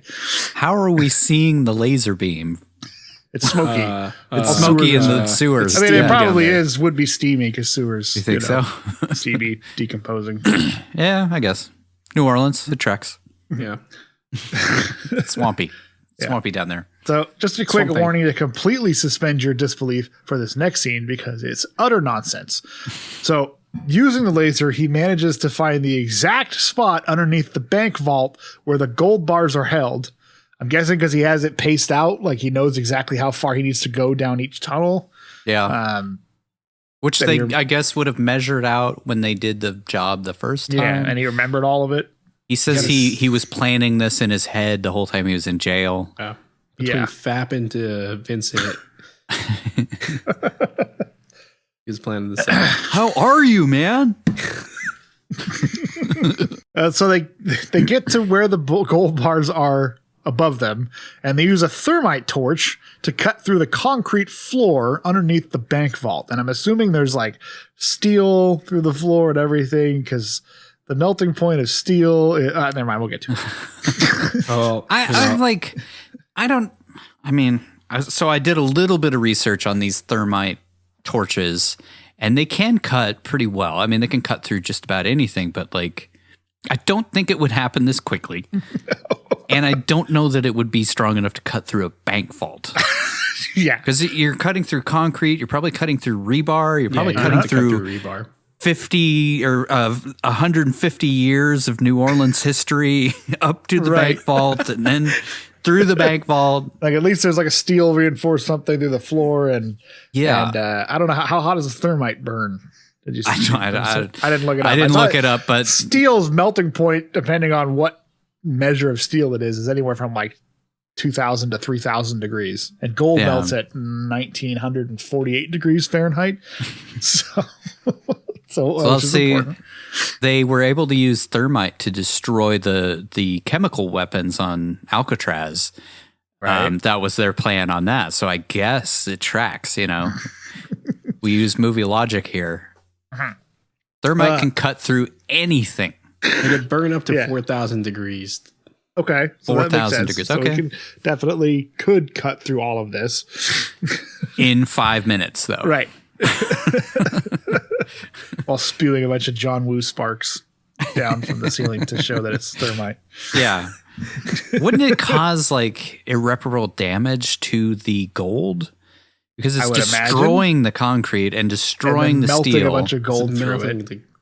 Which then all falls down into the same shit water that the gold now falls into. Yeah.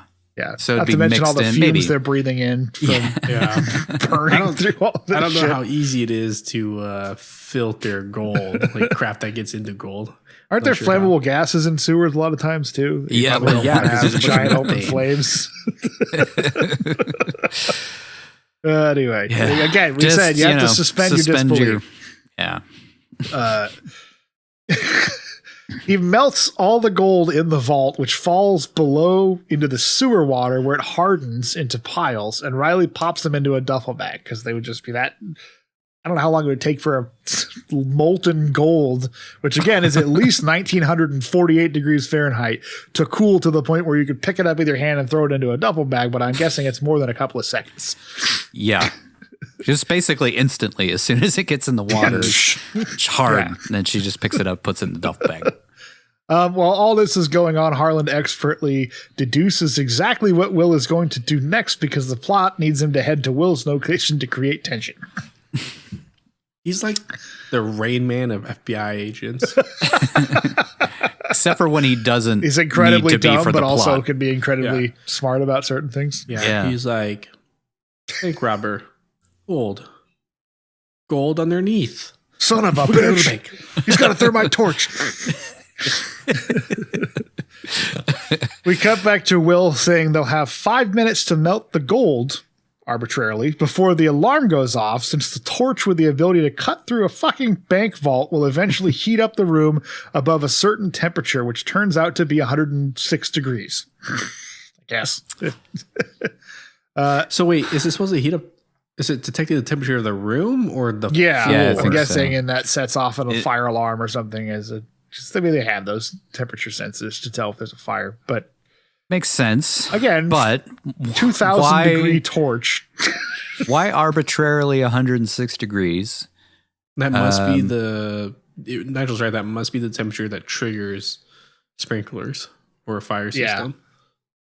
Because it's probably a climate-controlled vault, so if something is 106 degrees, there's obviously something going wrong, so it needs to set off the alarm. But it does seem very arbitrary. Yeah. Maybe it in Celsius, it's like an even number. Probably. Well, anyway, this seems really easy, so I wonder why every bank in America isn't robbed like this every single day.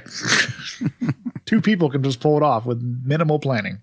If you hack a hole into the bottom of the vault and melts gold in it, like, wouldn't that trigger an alarm? Or I guess they wouldn't think to put anything underneath the vault. Though there would be like a seismic sensor or something. I think a lot of them do. If only they had those seismic sensors from The Rock. The Rock?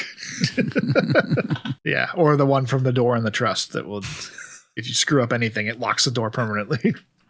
Or the seismic sensors from National Treasure with the... Yeah. Oh, yeah. Yeah. Harlan and Fletcher are alerted to a fire alarm at the same bank from the beginning of the film, so they rush right over there with Harlan saying, "That's him!" The amount of mental gymnastics it takes to make any of this plausible at this point is pretty exhausting. I wonder if he's like, "That's it. He hid the money in the bank all along." That's where he's been going. He really is the world's greatest robber. He robbed it and put it back, and we didn't even notice, and now he's taking it out again. Is he Reminds fucking me of David Blaine? that Key and Peele sketch where he's like we get jobs at the bank and they give us money, and years from now they won't even know what hit them. Like, we'll have been taking money from them this whole time.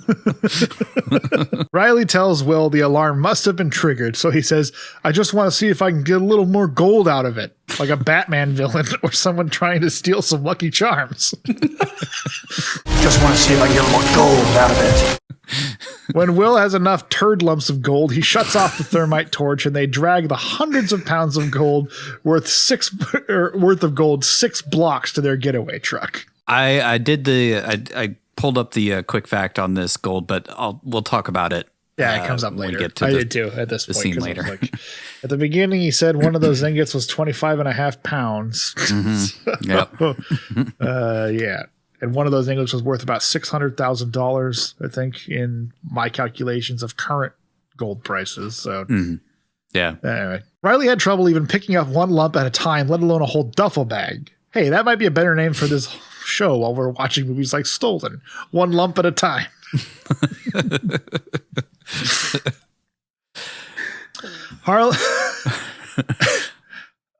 Harland and the FBI managed to get to the bank vault before the bank manager has even opened it to see what triggered the alarm. And of course, Will is already long gone. Oh, and through this entire scene, I think the boss music from Super Metroid mixed with spy music plays loudly over every single frame.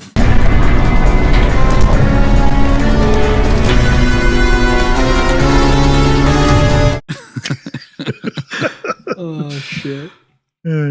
What was that music? It was like David Isham or whatever his name is. Super dark for some reason, like a dark, spooky theme almost. Riley and Will load the gold into Riley's truck and they take off towards a ferry. Somehow, magically, the FBI already know exactly where they are and what type of vehicle they're driving, but Harlan tells his men not to arrest them until they get off the ferry. They're boarding because you don't corner a weasel unless you want to get bit. Stupid animal sayings that nobody says. He's a clever tree frog. I feel like the writer just he's like, this is how Southern people talk. He'd been watching a lot of National Geographic and he was like, oh, tree frogs, weasels, squirrels. I like them. Not Thomas Jane says it only takes 8 minutes to get across the river, but Harlan insists on waiting for strength in numbers since when we get Montgomery, he'll be as red-handed as the boy who put his palm on the gas stove to see how hot it really was. God damn it. Breaking these metaphors. Like stretching them to the point of absolute insanity. Like how Thomas Jane has heard this so many times that he like mouths it along with him. Like, who the fuck says this? And to the point of saying it to where the guy already knows what he's going to say. Like, yeah. Just his dumb sayings. So whatever. I hate this character almost as much as I hate Vince. Character Vince, not you, Vince. Oh, okay. I said hate, not want to rape like Gum got raped every day in prison.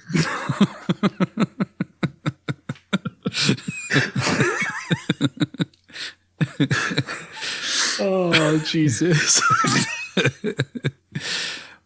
Riley drives off the ferry, and wouldn't you fucking know it, Will has been replaced with an obvious dummy which has a cigarette in his mouth. Will these hilarious hijinks ever cease? Meanwhile, Will is driving to some more stupid spy music, and we cut to an abandoned amusement park where Vince is hanging out with Allison still in the trunk. Vincent pulls her out of the trunk and calls Will. Will says he has his money, and Vince asks if he's listened to Creedence Clearwater before doing the job, and Will says, No, I didn't listen to CCR. That didn't work out so well the last time, did it? Vince says, I missed you, old buddy. And Will demands to speak to Allison. She says she's fine, but the overacting lunatic she's with scares her.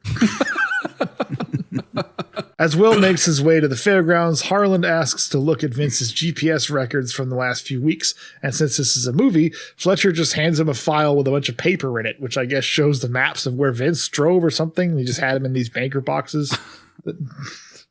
What are these bank boxes? Are they like... They look empty. It's almost like they cut a scene where they went to Vince's like apartment and pulled up a bunch of shit. Raided a bunch of stuff out of it. Yeah, that makes sense. I figured given what happens just after this, that's the only thing that makes sense. I figured they were given those files when they went to the taxi dispatch company. Yeah, they went and talked to the But dispatcher. they all just left the taxi company immediately. Did they go back? Oh shit, we should go back and get some paper files from them. Maybe after they all peeled out, took off, didn't know where they were Oh going. fuck! Like, We should have wait, gotten some evidence. let's go back and talk to that guy. Oh, we forgot to ask for his GPS. Although they would have to go records. to get a judge to give them evidence first, right? Yes, I guess. No, it's the FBI, dude. Do what the fuck they want. He figures out he's at the fairgrounds in Seconds Flat and even has a fucking park map of it for some inexplicable reason. This Harlan guy sure is clever when it fits the plot, isn't he? That's the old like. What? Okay, It's like Vincent had it and he like circled on it like, oh, I'm meeting it right next to the elephant ear stand. Right here. So Snacks like and corn dogs. How did they? Why do they have this map? What are these boxes? So they printed out his GPS records and put them in folders and boxes, like they had them, yeah, immediately. And they were just had those in the back of the car Maybe the while boxes, they were at the bank. Maybe the boxes came from Hoyt's place since he was helping him like mastermind this. And That set was it what up. I thought originally, yeah. but it was like they never set that up.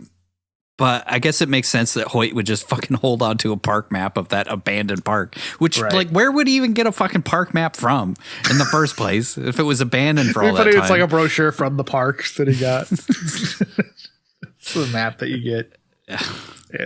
Or Some Whatever. things figured You're not Harlan was supposed to think about autistic and he collected maps. And he just happened to have a map of the amusement park. I remember that. Was looking at a tree frog in a tree, and Took my then I saw a twins there on their squirrel. birthday. You My wife never and my corner twins a went weasel. there on our anniversary before she divorced me because I wouldn't stop obsessing over this guy, this minor bank robber I put in prison. She caught me more red-handed than a child that put his hand on the stovetop looking at Will Montgomery's picture every night. Harlan, arrives your at the- hand is red from jacking off to this guy so much. That reminds What me can of I a say, honey? saying. It makes me hotter than Georgia asphalt. God damn it. Moister than a Mississippi tree stump.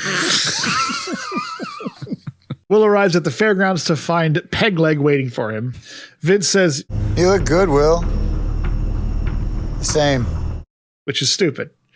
Will grabs a bag of gold sewer nuggets from the bed of his pickup and hands them over.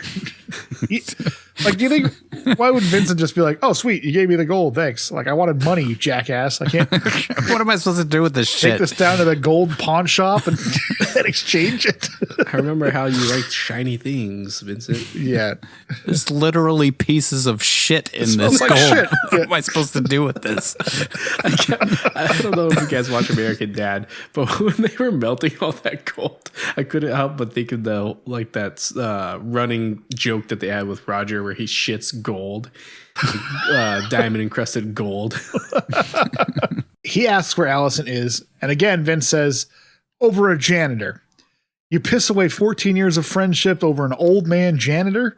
Just in case you forgot that completely forgettable opening sequence that set up this entire movie, that guy Will stopped Vince from murdering like a maniac was a janitor, I guess. Will says this has nothing to do with Allison, and Vince says that in a single act of betrayal we all forgot about, Will destroyed the only thing Vince ever loved, himself.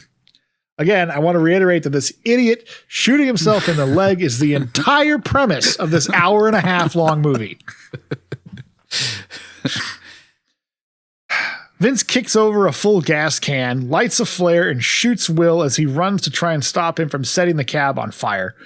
Will throws Vince to the ground, and the two of them go round and round for a minute before Vince gets a hold of the flare and sets the cab on fire. Allison bangs on the trunk while Vince slams Will's head into it after playing doctor with a bullet hole in Will's stomach.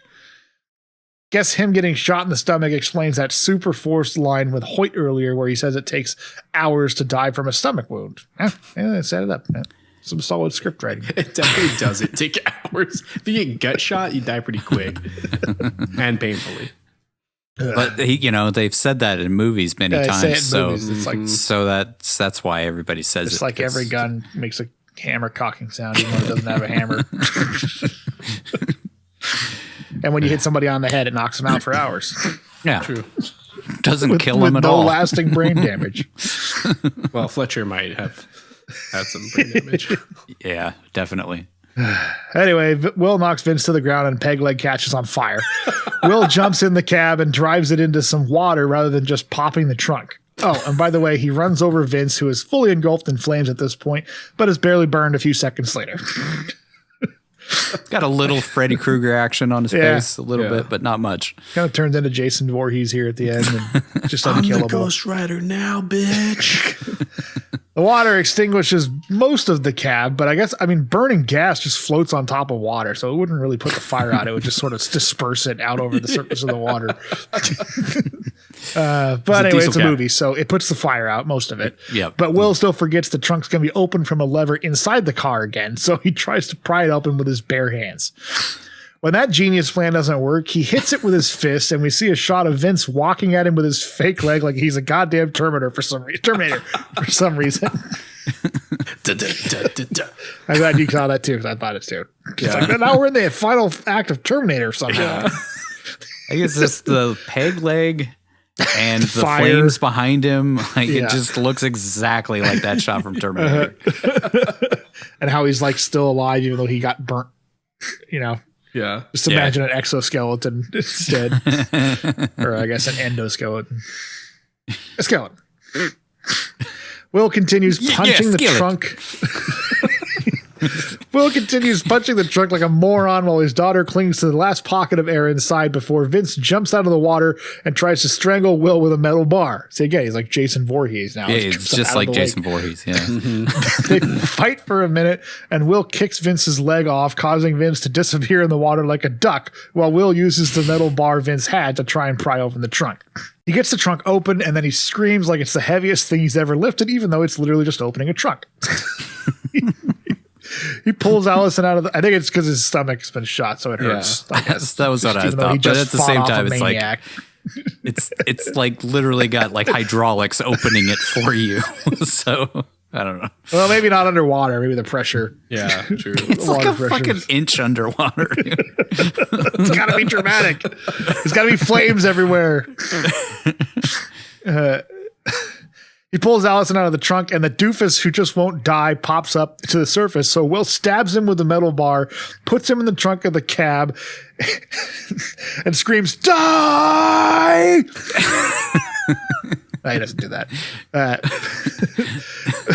But anyway, he slams him in the trunk, and the cab slips into crazy deep water that didn't seem to be there 5 seconds ago. It looked like he drove into a little pond in the middle of an amusement park, but now it's the Mariana Trench for some reason. The Mississippi River is not that thick or not that deep. I guess maybe they drove to like the ocean. That's what we're supposed to be going for here. I still think they're supposed to be in a pond in the middle of the amusement park, and for some reason, it's what it looked like made for the amusement park. Yeah, and it's like they could stand up in it 2 seconds before. They're standing up completely fine. It's like even the undersea voyage thing at Disneyland's only like 15 feet deep or something. Yeah. Just enough for the submarines to go around. Yeah. Why is there a huge pond here? I don't care how stupid all that was. At least we don't have to see that asshole's face anymore. Suddenly, Will is knocking on Death's door on the ground and Allison panics. She can't climb a fence, so she sure as hell doesn't know what to do to save her dad.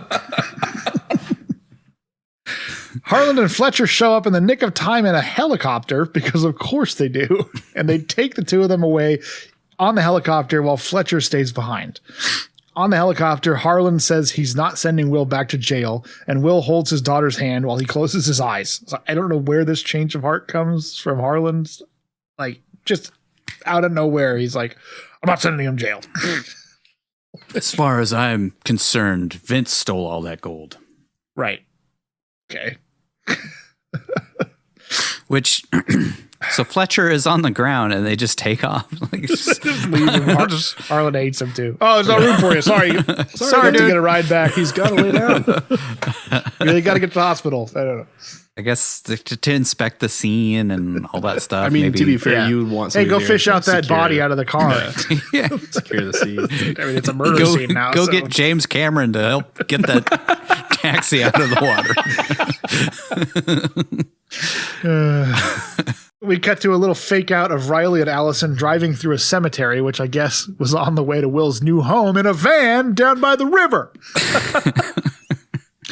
We see that Will and his daughter now have a great, not super forced relationship, and that Harland and Fletcher are still watching this guy's every move since 10 pounds of gold that Will stole wasn't recovered. Your tax dollars at work. Harland definitely faps to a picture of Will before he goes to bed every night. Will finds a big old chunk of gold in the back of Riley's pickup, since I guess the FBI guy forgot to search it when they stopped her with the dummy. She's just sitting right there. Like, that truck would have been an impound and searched over every inch of it. It's just sitting in the bed of the truck. I'm guessing Will had it stashed somewhere and is pretending it was in Riley's truck. This is a whole show that he and her concocted. Who knows or cares at this point, really. It's one thing or the other. It could be lazy script writing, or it could be that he actually set up a scheme to try and get the FBI off his tail. He's the world's greatest bank robber. Yeah. So they say. Lump of shit gold is going to set him up for life. The FBI sees that he has the gold and listened to him on a parabolic mic tell Riley his fistful of gold is worth more than $300,000.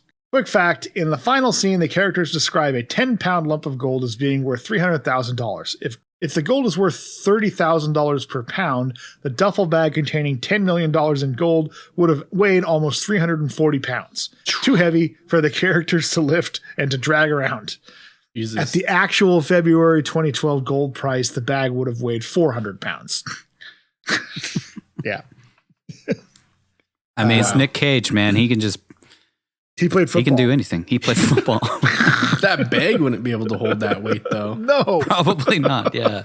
Just rip along the way. They were 6 blocks away. Mm-hmm. And they were like exerting themselves just carrying the torch and the laser stuff down there. Yeah. They just superhuman drag all this gold. Like, they sort of talk about it at the beginning with how much the gold weighs, but it feels like movies really underestimate how much fucking gold weighs. Even money, dude. Like, that 10 million in cash they stole, that'd still be pretty fucking heavy. Yeah. Yeah. Heavy enough to incapacitate a cop if you throw it at him. Yeah. Yeah. So it's like basically throwing a big bag of bricks at that cop. That's why he fell to the ground like a helpless invalid. Harland, wearing a somehow dumber hat than he normally sports, watches on as Will decides to disappear it in the mud, which is also a code for sex, I think. Will picks up the gold and puts it on a show for the FBI of going to throw it in the river. Fletcher wants him to not throw it so they can bust Will, and Harland wants him to throw it so they no longer have to keep watching him. And he loves him so much, and he just wants him to go on the straight and narrow. Like, I'm pretty sure it's not how it works. If he watches him throw it in the river, they're not just going to, I guess these cops would just ignore it. He no longer has it, so yeah. By the rules of law, he didn't take it in the first place if he no longer has it. Apparently. Will sits back down at the table with Riley, where she tells him it's stupid to keep it since it'll land him back in jail. So Will stands up and throws the gold into the river. Harland says, Oh, thank you, Will. I'll return to my life now. Which is stupid. Both his line and his life are stupid. Will and Riley cheers a couple of beers, and then they get back to barbecuing because it's about family. Family. But then it's revealed to us that Will actually threw a pine cone candle or something that was on the table, and he still actually has the gold just sitting out in the open on the table.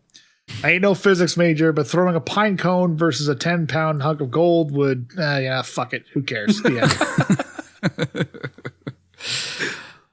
I hate this movie. It was like a decorative candle or something, but like, was it? I'm sure wax floats anyway, so throwing it into the water would have just floated on top. And then they just leave it on the table. But there was a chair in the way, dude. Yeah. Okay. Come on. Blocked. Come on, dude. They're completely blocked, and they're just going to take off. Everything's all cool now. That other movie trope of like the sleight of hand where he somehow palms a 10-pound bag of gold and replaces it with a pine cone and no one notices. We saw him throw something. Therefore, must have been the gold.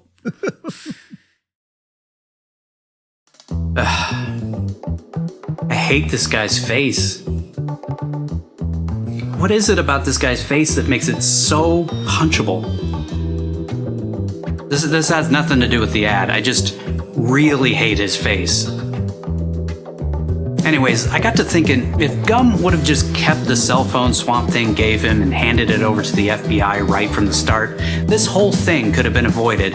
We might have been spared this awful movie. Will could have told them to track down Punchable Face using his phone, since this was long before Surfshark, and there's no way that this wannabe hacker would have had industry-leading technology to protect his connection. Lucky for us, neither of those morons will ever get their hands on the industry-leading technologies Surfshark provides to protect your data while online. Surfshark secures your info with military-grade encryption and keeps your personal data safe even when you're on public Wi-Fi. The best part is you can use it on multiple devices at once, so no matter how you connect online, you won't have to worry about your information being stolen.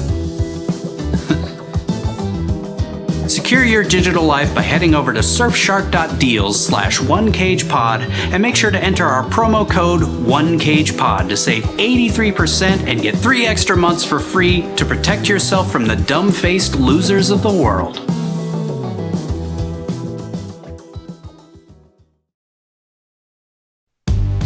We have a Coppola questions before we move on. How would Vince not know about the gold bars in the vault ahead of time if these guys are the crack squad they're implied to be? They just know that there's just something in the vault. They probably just got a delivery of the gold. That just sits there for 8 years. That never goes anywhere. Enough gold that's a substantial chunk of any regional economy just sitting in a bank vault. Mm-hmm. I didn't. I was like trying to figure out how much gold that was, but I just gave up. It was a shitload of gold. Yeah, worth millions. It's like hundreds of millions of dollars just sitting in that bank vault. When you see, was it Die Hard with a Vengeance, and they steal all that gold, it's like some Federal Reserve or something like that. It's almost as much money as that. Yeah, like I was like, what is this doing outside trucks. of Fort Knox? Yeah. You know, what's with the fence? Like, just like, why do they? A fence inside a vault. A fence inside of a vault. Looked like it was just barely there. Like they just like put a couple pieces of fencing around it. So they do have secured a secured area inside of a lot of vaults, and that's typically where the more high-end accounts are locked up. So they'll have safety or like security deposit boxes, and that's where like your high rollers are going to be putting shit, or even the bank will store shit back there that they don't want the general public to have access to, or their tellers to have access to. But I would find it very hard to believe they would just leave bricks of gold laying right there behind chain link fence. I mean, they're going to put like an extra. It would be like thick metal bars. It'd be like prison cell style. Exactly. Like if you can break into a vault, you can cut through a chain link fence to get to what's on the other side. You can clip through a fucking chain link fence, bro. Give me some gardening. Probably just lift I'll up the bottom and crawl under it. Yeah. That was if just only like, one of the, if Gum would have been the guy on the team in the trust, they would have just been right through that freaking vault door, in and out in seconds. Yeah, he would have just torched his way in. Expert. Open it! Open it! Open it! Wouldn't Will and Vince have worn ski masks or disguises of any kind to rob the bank? No. Yeah, no. They don't need it. Completely abandoned streets in New Orleans at 4 a.m. Don't worry about it. There's only janitors wandering around. Mm-hmm. New Orleans is known for not having a nightlife whatsoever. So, would have avoided 80 minutes of this crap. They would have just worn ski masks. In 2012, cell service was even crappier than it is now. So how the hell did he forward that BlackBerry's calls to his track phone that he bought at some kiosk in the fucking Amtrak station. Going through the deep south, some train heading through the south. Yeah, now that I think about it more, so he forwarded it to that phone, but then that phone had to be forwarded back to him to get the calls. Yes.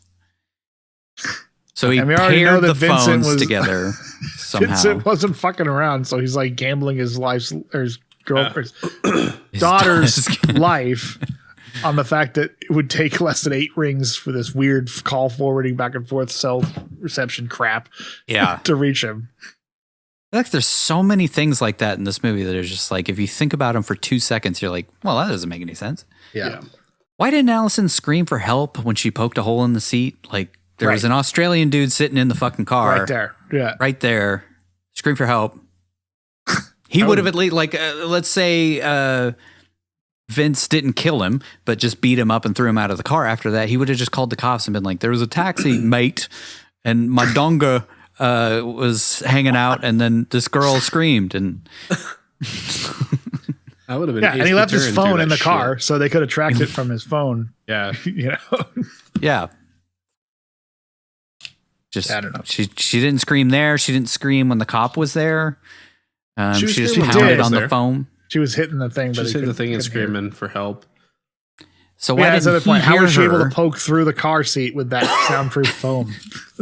He didn't hear her until she like pulled it out with her fingertips, which are bleeding in that scene. Bleeding. So, but then she pokes through the leather of the back seat, which we know from Taxi Driver, it is leather because they have to clean nasty shit off of those all the time.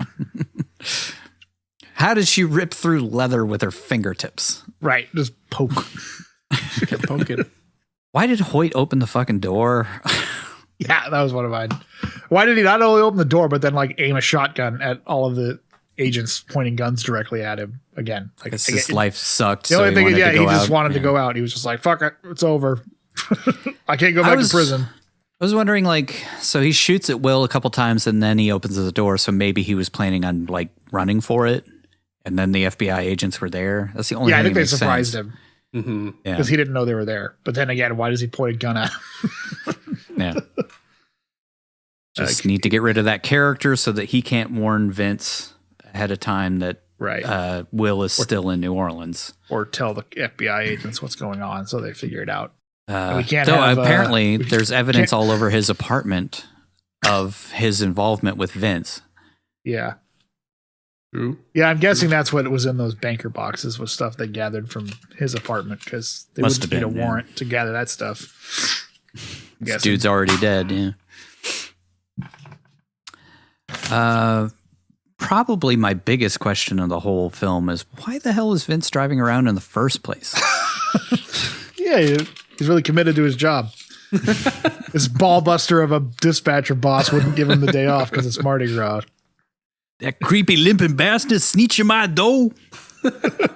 Why does he have to do it on Mardi Gras? That's like the busiest day for a cab driver, I would imagine. Looks cool for a film, I guess. Make it harder to track him down because there's just so much traffic and people. I guess that makes sense. How did he only get flagged once? He's just driving around the streets. You think he'd be getting flagged every 4 seconds? Yeah, definitely. Because his light's off. Yeah, maybe he was driving, trying to get out of town to make his way to the amusement park this whole time. New Orleans not that big. I mean, you could leave the French Quarter in a minute. Well, we don't know that as the audience. Who the hell's in New Orleans? Yeah. Yeah. I mean, you can get on the freeway within 1 minute of leaving the French Quarter. No answers to any single question. This movie's non-logical. It's nonsense. In better films, we can have hypothetical discussions about questions a lot of times. In bad films, we just ask questions that should have simple answers, but don't because the writing sucks. Yeah. Yeah. Because it makes no sense for him to be driving around. He's just putting himself at risk. Yeah. And he's making himself so fucking suspicious at every possible chance. Like every time he's anywhere, he's screaming at people. He gets pulled over because his taillight's out. So, yeah. Well, that was Allison pulled the tail light but it's out. an example of if he was just sitting in a warehouse, he would have been pulled over by a cop. Just put her in the trunk and just sit there. He was already there in his hideout. We never go to the hideout. Yeah. Like Will never finds it. So he could have just waited there until he had to go to the fairgrounds. And he put his GPS unit in that other guy's cab. So it's like he didn't have to drive around at all. Yeah. He could have just sat in the warehouse. Maybe he's got ADHD, dude. And he just can't sit still. He's just bored. Just wants to go out on the town, see what's happening. So you could just bend your thumb backwards and slip out of cuffs? Is that? Yeah. I'm trying to so you have the cuff around your wrist. Yeah. And he folds his finger back over the cuff. Back this way. Okay. So that would break it. I don't think you can pop it out of a socket. Maybe he's double jointed. He's the best bank robber alive. He can. Just like Riggs in fucking Lethal Weapon, except with his thumb instead of his shoulder.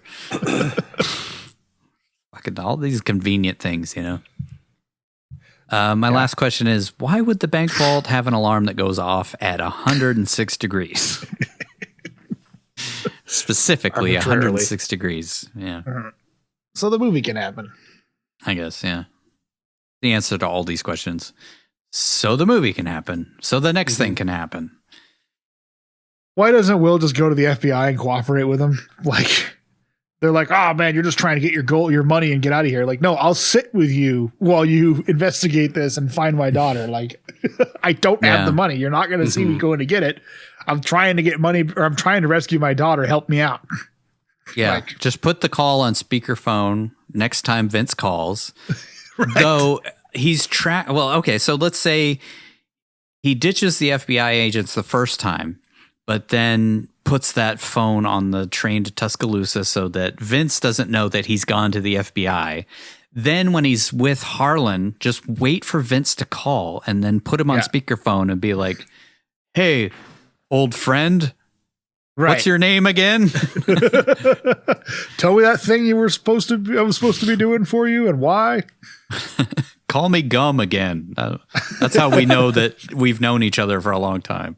Yeah. He could have just solved most of this. Maybe he didn't trust the FBI to help him find his daughter with his daughter's life at stake or something. But he was a complete scumbag. That's true. Yeah, he didn't go to them. Yeah, he tried, but they didn't believe him and threw him out of the building within a couple minutes. And then he assaulted 2 FBI agents and hacked into their computer using their credentials. So he definitely isn't trying to get on their side. He could have been more forthcoming with them, is all I'm saying. Why did he just go to the regular cops? If the FBI wasn't going to help him because he has a history with Harlan and stuff, just go to the actual police station and tell him his daughter's been kidnapped. Yeah. They'd probably help.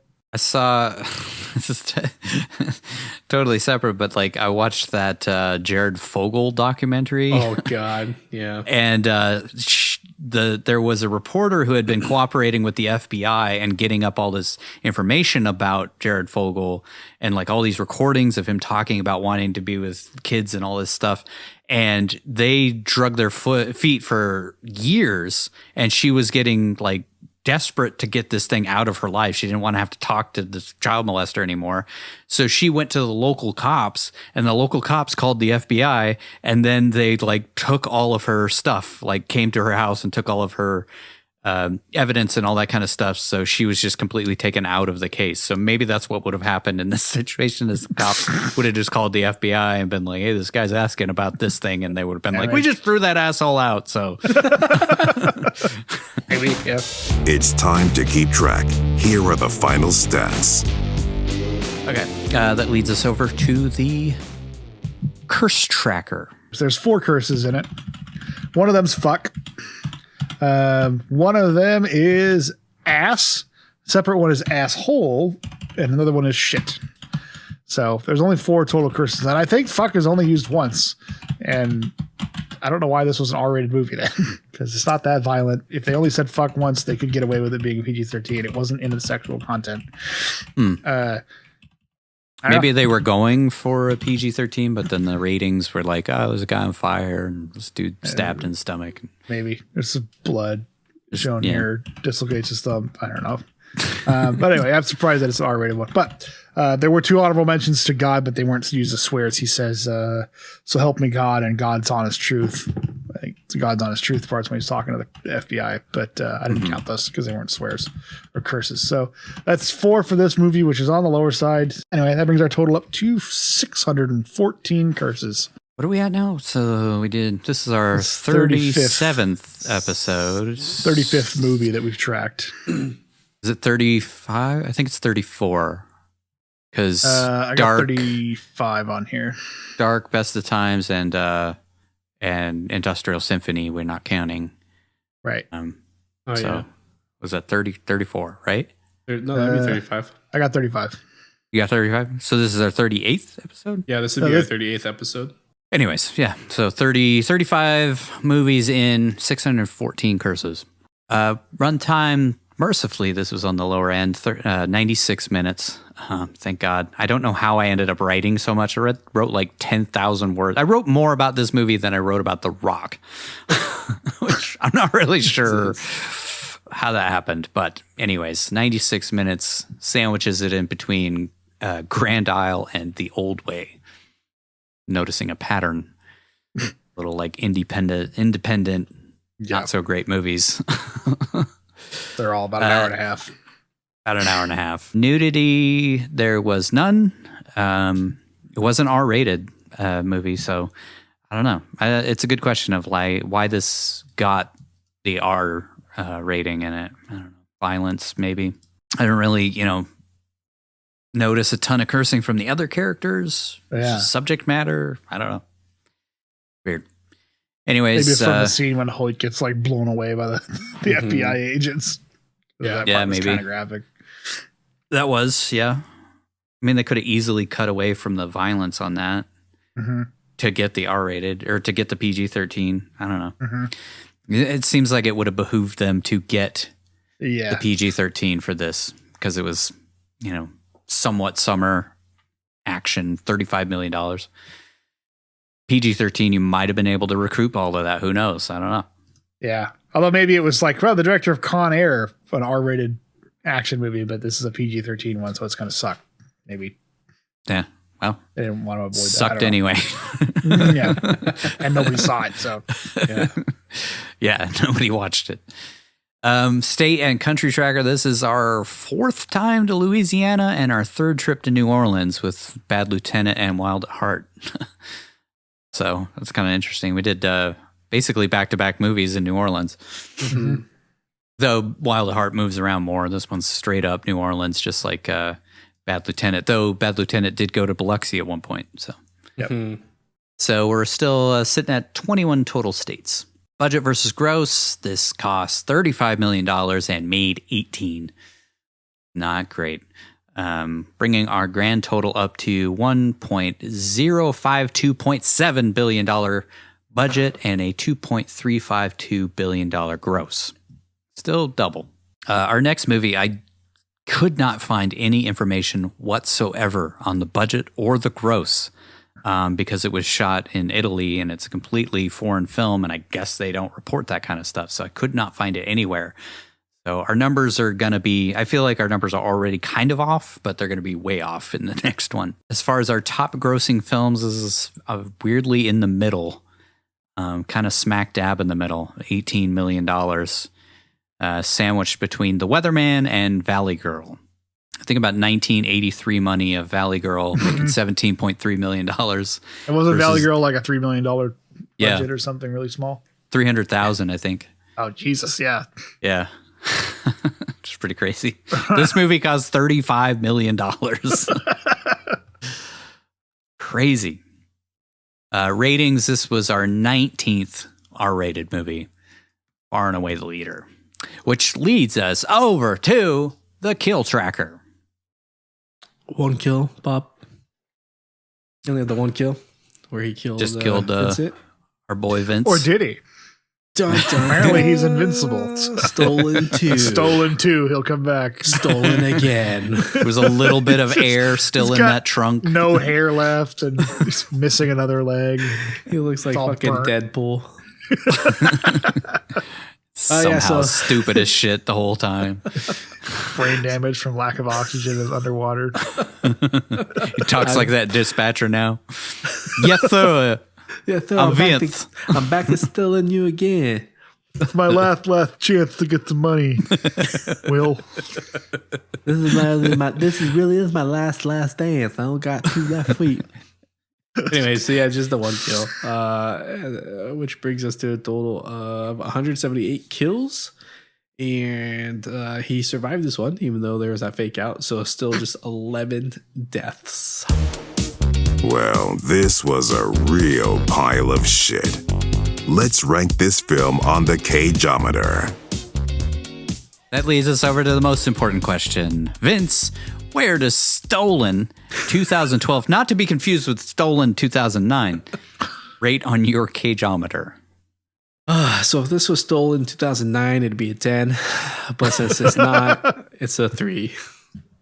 Just another movie that just did not hit the mark. It was just so... We talked about it a lot. There's just a lot of things that could have happened to move the plot along more efficiently. There's just a lot of stupid things that they added in to move the plot along that don't make sense when you really look at them. Yeah, it's just a boring story, and like the fake out of them making it seem like it's going to be like a Taken style movie to be totally nothing like Taken just really drives down the movie as well, because your expectation is one thing and then they deliver this piece of shit, which is really sad because I was kind of hoping to be more like Con Air, cheesy but fun and funny and just like that over the top action, which just not at all. And I don't know if it's because Cage is older and he just can't do that stuff anymore or what, who knows. Might have just been the writer. His spirit of vengeance was broken. Yeah, his spirit of vengeance was broken. As far as Cage, man, I don't want to be too harsh on him, so I'll give him a 4. I don't think he played terribly, but at the same time, I don't feel like he brought anything to this movie. So I would feel very hard to give him a 5, like middle of the road performance. I think if he had been a little more invested in it, I think he could have added a little more depth to the character and to the emotions of that character, but it just felt really bland and blank. I mean, you could have tossed anybody into this fucking film and it probably would have been the same. Could have put Clive Owen or Jason Statham in there. Yeah, and it would have panned out to be the same because the writing was bad and the directing wasn't there to help clean up the bad writing. So 3 for the movie, I said 3, right? Yeah, 3 for the movie, 4 for Cage. I think that's pretty fair on my part. All right, Nigel, where does Stolen rate on your Cageometer? I don't know what else there is more to say about this. It's a bad movie. It's like it's nonsense. It's boring. There's just not a lot going on. I give it a 2 out of 10 because it's just, I don't know. Nothing seems to really work in it. It's from the score to the action in it to the storyline. It's all just kind of blah. And like I've seen it twice now, and I struggle to remember it even now. And it's only been a week since I watched it the last time, and there were scenes that I didn't even remember because it was just so dull. I'm like, what's the point?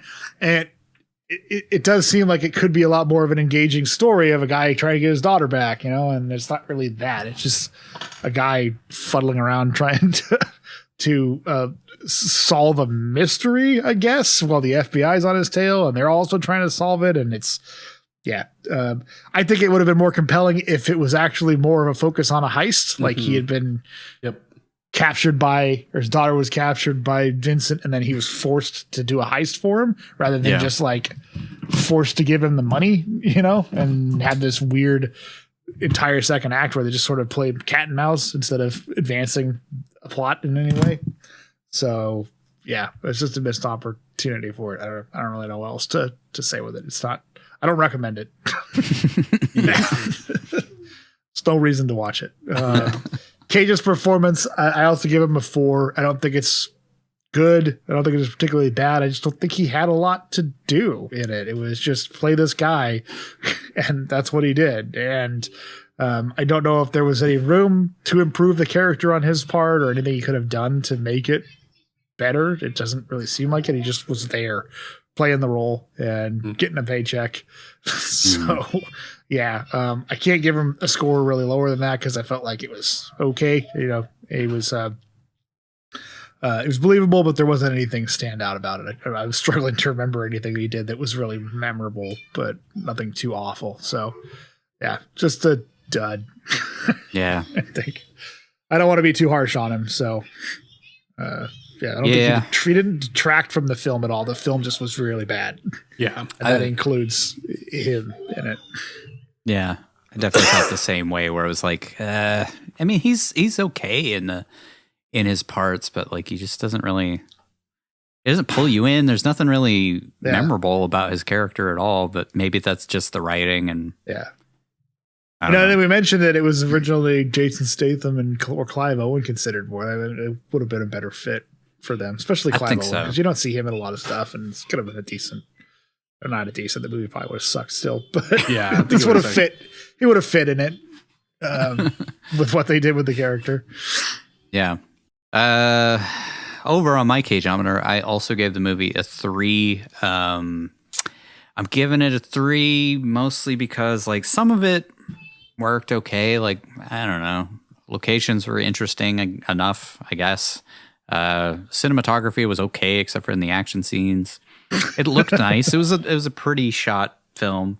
There's a couple shots, like there's this one shot of the taxi driving through downtown, and it comes up and it reveals like the city and like the ocean out beyond New Orleans, where it's like really shaky and bad. It just looks, I mean, for a movie that was shot in 2012, it feels like that should have been better, but I don't know. I can't really like, I feel like the cinematography was the only thing that really held up for the most part in this film. The acting was atrocious throughout on everybody's part. I feel like was it Malin Ackerman? She was pretty good. MC Gainey was what he is in everything I've ever seen him in. He plays the same character. He plays the same character in everything. Kind of scummy, nondescript bad guy. Just everything that he does. The music, the music was well written, but it did not fit this movie in the slightest at all. I hated the music for the most part because it just detracted from whatever you're watching. Like, am I supposed to be on the edge of my seat? He's buying a fucking stuffed animal. Look what the hell is happening. Why is it all spy music? Why is there like really dramatic music just randomly peppered in scenes that don't call for it at all? What else? What else can I talk shit about on this movie? Josh Lucas in general.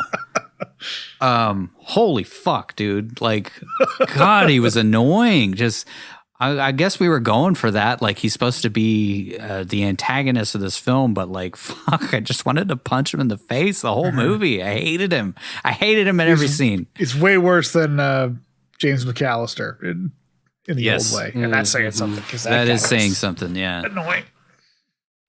Man, he was just like from the second his character is introduced to him dying in the fucking trunk at the end, he's annoying as shit and just making stupid faces and being condescending towards everything. And I guess that's his character. But like, I find it very hard to believe that Cage's character in this film would have been friends with that asshole for 14 years.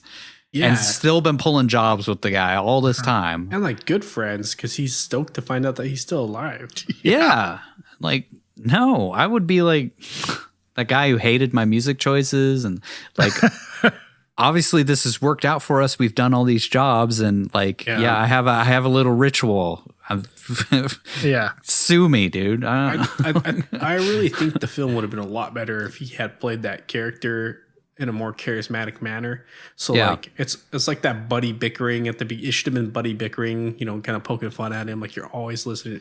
You're always making us listen to CCR and then that turn, that twist of him now being the villain would have had more weight. But you, like you said, you instantly fucking hate the guy from the beginning. He's obnoxious. You root for the guy to fucking die. I was hoping he died from the gunshot leg. Me too. No, like, wow, and I fucking hated it. Yeah. I mean, I don't understand why Will is still happy to see him, especially after him trying to kill a janitor and then shooting himself in the leg is the reason why Will ended up going to prison for 8 years, because he was just being a fuck up asshole.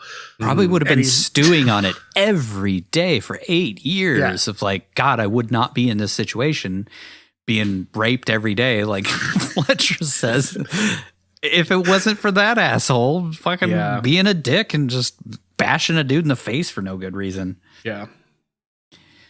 For Cage, I waffled here because I wanted to give him a 3, but you guys kind of convinced me that like, I feel like it's more the movie and the writing. So I'll give him a 4, which I feel like is generous because he really did not bring much to this movie. There's really not anything distinct about this character. He's just kind of bland. Just a guy put into a situation. Not really a character at all. There really isn't much depth to Will in the slightest. I mean, you can't even really buy that he's the best bank robber because he just seems like a guy. He doesn't seem to show any competence or anything. Reminds me a lot of his character in Dog Eat Dog. Like, he's supposed to be this criminal mastermind too, and he's just bland. He's just a bland character. To be fair, I think in Dog Eat Dog he was supposed to be just a fucking just an awful idiot. It was just terrible at everything. Yeah, but like at the beginning of the movie he had more personality, but then at like towards the end he just seems like your dad. He's running around in dad sweaters. Yeah, I mean it's sort of he's in dad mode in this movie too. Yeah. He's just so like nondescript. Like you could have just thrown in anybody. I don't feel like Nic Cage brought anything unique to this at all. And you know, maybe that's what Simon West told him to do. But at the same time, it's just it doesn't add anything to the movie. Like you should make your characters at least characters, not just a guy who robs banks. And we just have to go along with the fact that he's the greatest fucking bank robber ever. About the closest he comes to having a personality is when he's like, I just want to see if I can get some more gold out of it. Like, what the hell was that line read? Anyways, yeah. So, 4. That's all I can give him.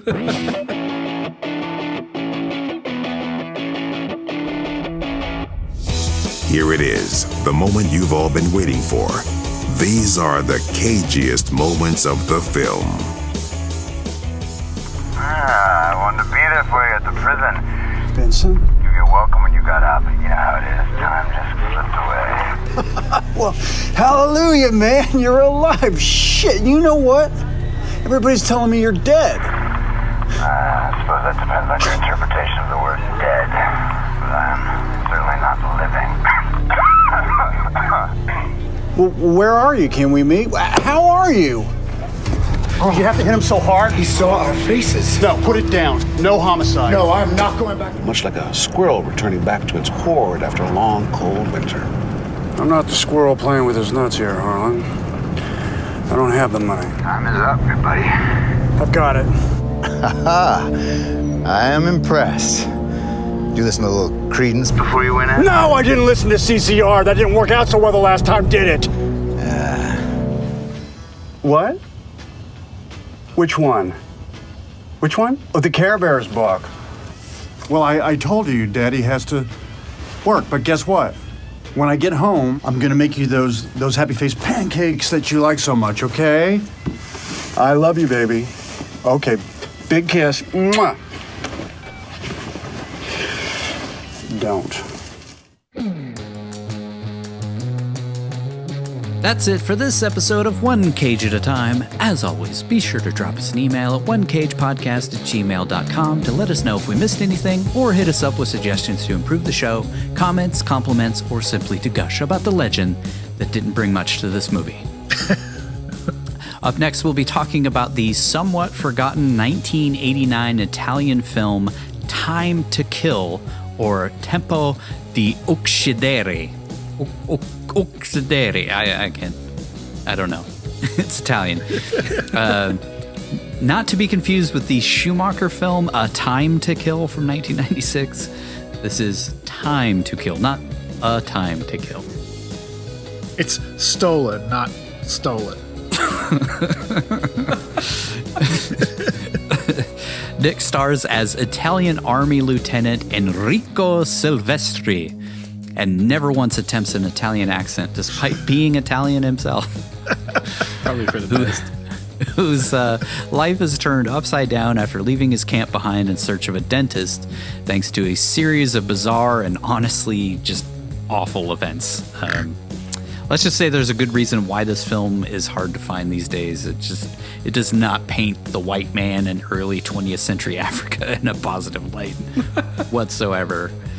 This film, I've wanted to do it for a few seasons. I originally had it for us to do the first season, but ended up having to cut it. And then same with last season.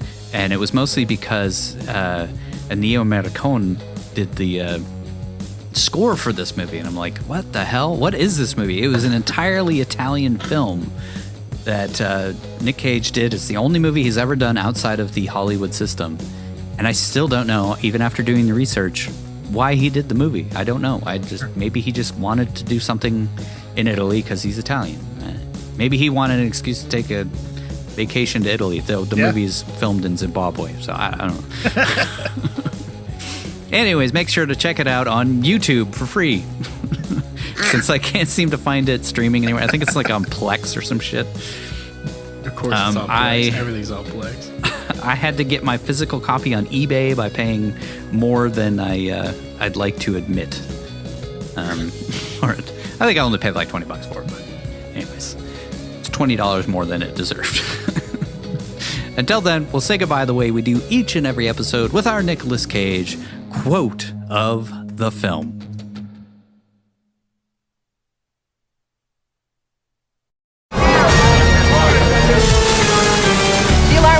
By now, we gotta go. Just want to see if I can get a little more gold out of it. Thanks for listening to One Cage at a Time. Visit us online at onecageatatime.com or follow us on the social media platform of your choice for more Nicolas Cage goodness. Don't forget to like and subscribe to our YouTube channel, and if you really like the show, become a member of our Patreon where you can download unedited and ad-free episodes, as well as listen to our follow-up show, Back Into the Cage, where we re-examine each movie to discuss what we missed the first time around, answer listener questions, and wax poetic about the man, the myth, the legend that is Nicolas Cage.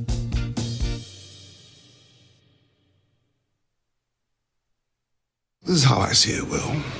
You're a thief, a crook, and a scumbag, but you're also a very clever tree frog. So you concoct this Kinsey is alive and has snatched my kid fantasy so that and jump onto a cigarette boat and zip down to the Bahamas where you can sip rum for the rest of your days and listen to classic rock played by bands with muscular guitars and dead drummers.